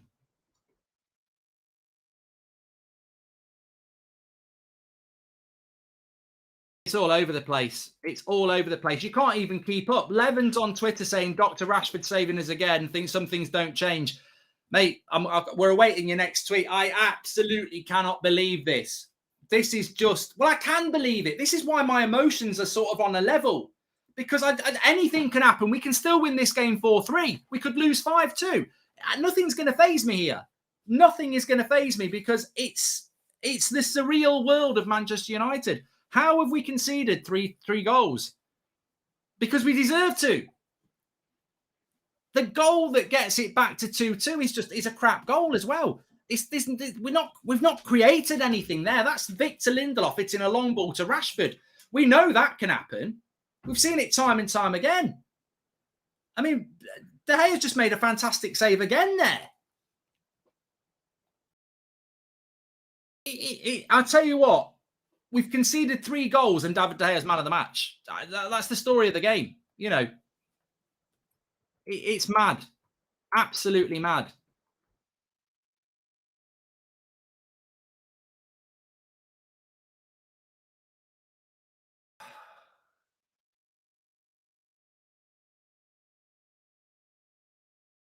I tell you what, Leicester will absolutely kick themselves if they don't end up winning this game. They will absolutely go crazy if they don't end up winning this game. I don't know what's going to happen in this game, everybody. I don't know. You know, people are shouting Ollie out. I'm sure people are singing Ollie in. You know, I can't tell you what's going to happen. I'm just going to wait till the full-time whistle because I've been down this road many a time with Ollie. You just don't know what's going to happen. We could be screaming Ronaldo with a 4-3 win. We did it against Villarreal. But if he loses this game, 1 point from 9, don't never, ever tell me that his job shouldn't be in jeopardy. Like, it should be massively in jeopardy if he loses this game. But you know what? Who knows what's going to happen here?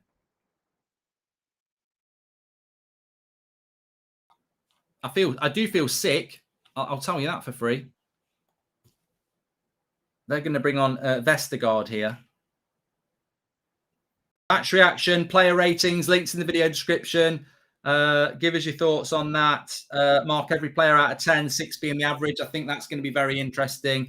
I mean, it's been, apart from David De Gea, it's been a defensive disaster from Manchester United. I'll just make the match reaction public. Okay. Yeah, it's been an absolute disaster from Manchester United defensively. It's a cracking one to watch on Match of the Day if you're not a United fan, especially this second half. I mean, just absolute madness. I mean, I'm trying to think what happened here. David De Gea made 2 world-class saves. Then they scored, which I can't even remember what happened. Then we hit a long ball FC, which we've seen a lot of this season. And I called this in the international break. I said there's a very big chance that in the when Rashford comes back, we're going to see more and more long balls because, especially with Lindelof, he can hit a long ball.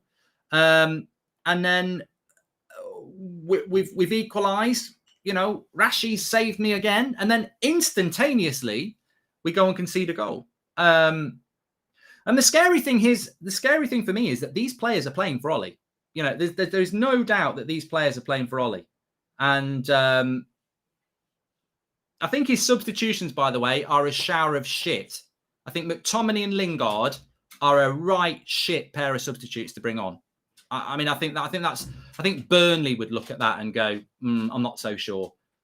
I just think it's favourites FC, and he is getting absolutely exposed. And I don't take any joy in it, but we're getting absolutely exposed with his shockingly shit tactics. And I'm sure that we will. I wouldn't even be surprised if we won this game.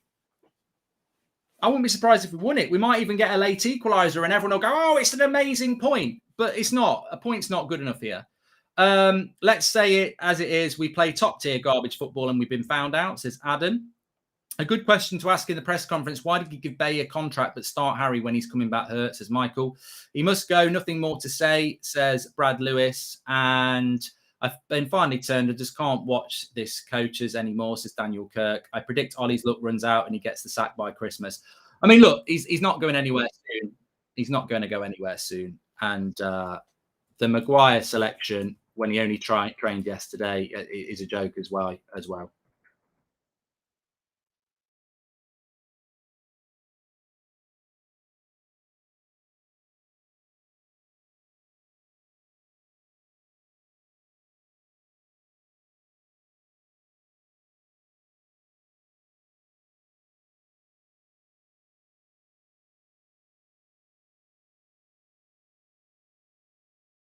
The question for me is how much Ollie's going to get protected now by the club, by the players, and by certain sections of our fan base.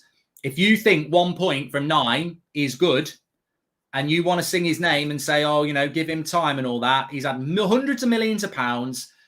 This is season 3, and it's crap. It's absolutely crap. And you know what? I've had enough of it. I've had an absolute enough of it. It's people are actually saying it's 4-2 now. People are saying it's 4-2. It better not be 4-2. It's 4-2. Absolutely fucking shit. Absolutely shit. You know, it's like a field full of cows on laxatives. Absolutely shit. Absolutely terrible. It's not a joke anymore. It's fucking awful. and I'm so close to saying it, but basically, he ain't good enough. He ain't good enough. Glazers, Woodward, you're a bunch of twats as well. You have destroyed this fucking football club, and he ain't good enough. What is going on? 1 point from 9. We've been battered. David De Gea is man of the match, people. I know people will be there going, oh, give him time, this, that, and the other. We've just lost 4-2, and David De Gea's man of the match. It could have been 9. Like, it's just embarrassingly terrible. Awful. Absolutely dreadful. I feel like I just don't know what to say. I can't. I'm not surprised, but I am surprised. I always knew we could lose this game, but to lose in this way, absolutely terrible, absolutely useless. Ole Gunnar Solskjaer is about as useful as a solar-powered cave light. Figure it out. He's useless, absolutely useless. He has got some of the best players in the world, and he's just got battered. Absolutely battered. I tell you what, Brendan Rodgers will be loving this. Brendan Rodgers looks absolutely fantastic in this world. He looks absolutely brilliant. But I'm absolutely... Lots of people in the chat are saying, say Ollie out. I mean, I don't like to react massively. I will give you my opinions on that in the match reaction. But, you know, from top to bottom, you know, 2-1 down. What was the score when he brought McTominay and Lingard on? Just a joke. He's terrible. Ollie's fucking useless.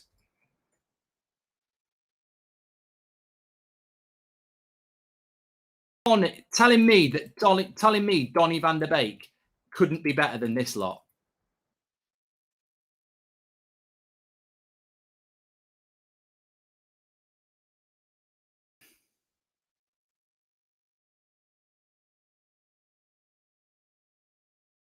Useless. Useless. Absolutely useless. As I said, look, it doesn't matter what I say. This is about those fans who keep protecting him, the football club who keep protecting him. This is about them. We can't sack Ole Gunnar Solskjaer. Like, there are still people who'll go, oh, I'll stick with him through thick and thin. What are you sticking with him for when he's making shit decision after shit decision after shit decision? At the end of the day, you can like something as much as you want, but if it ain't good enough, it ain't good enough. This is a bloody embarrassment. An absolute embarrassment. And the fact that he took Greenwood and Matic off to bring McTominay and Lingard on, I'm like, never in a million years is Jesse Lingard better than Mason Greenwood if you need a goal. Never in a million years is McTominay better than Matic. We've actually got worse with the 2 substitutions. And the fact, as I keep saying this, the fact that David De Gea has been man of the match and conceded 4 goals. Look, people are saying Ollie looks worried.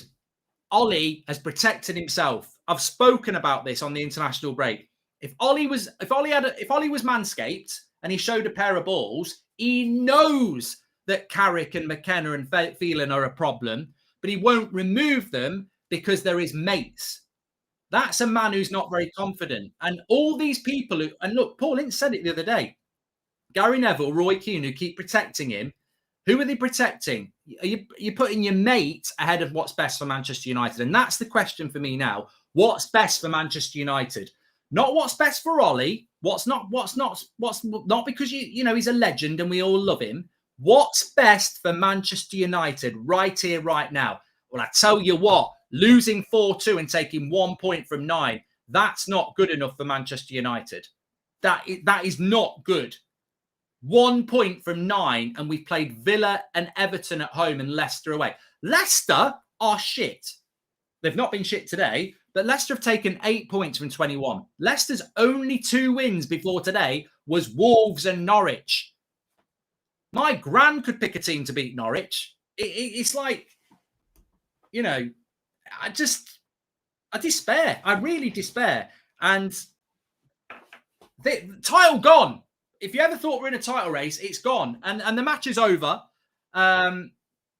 It's, you know, but the away fans will be probably singing Ollie's at the wheel, and that's going to be the problem that we've got. And they've got every right to do what they want to do because our away fans are fantastic. But if they're going to sing Ollie's at the wheel, then the club are going to go, oh, let's stick with him. The club need to make a big decision. We've come back from the international break and we've been absolutely shite. The break, I felt, came at the right time for Ollie because we were playing badly before the break. We've come back from the break. The players don't look interested. Has he lost the players? I don't think he has lost the players. Maybe he has lost the players, but I'm telling you, that is abysmal. That is a low point. That's one of the worst performances we've had. One thing about Ollie is he never gets smashed. Hardly ever gets smashed. I'm not talking about going out on a Friday night with your mates. He doesn't normally get pummeled. He has just been absolutely pummeled. He has just been absolutely embarrassed. And that is, I'm going to take a couple of minutes now just to think about where I am. But links in the video description for player ratings. I'm going to have to tread very carefully what I'm going to say in the match reaction. So make sure you tune in for that. I need to just have a think. But link in the video description. Mark every player out of 10, 6 being the average. We'll go through that in a minute as well. I'm literally going to be live in about a minute's time on the match reaction. You can join me there. I'm absolutely... I don't really know what to say. I'm going to have a little think. I'll see you on the match reaction in a minute.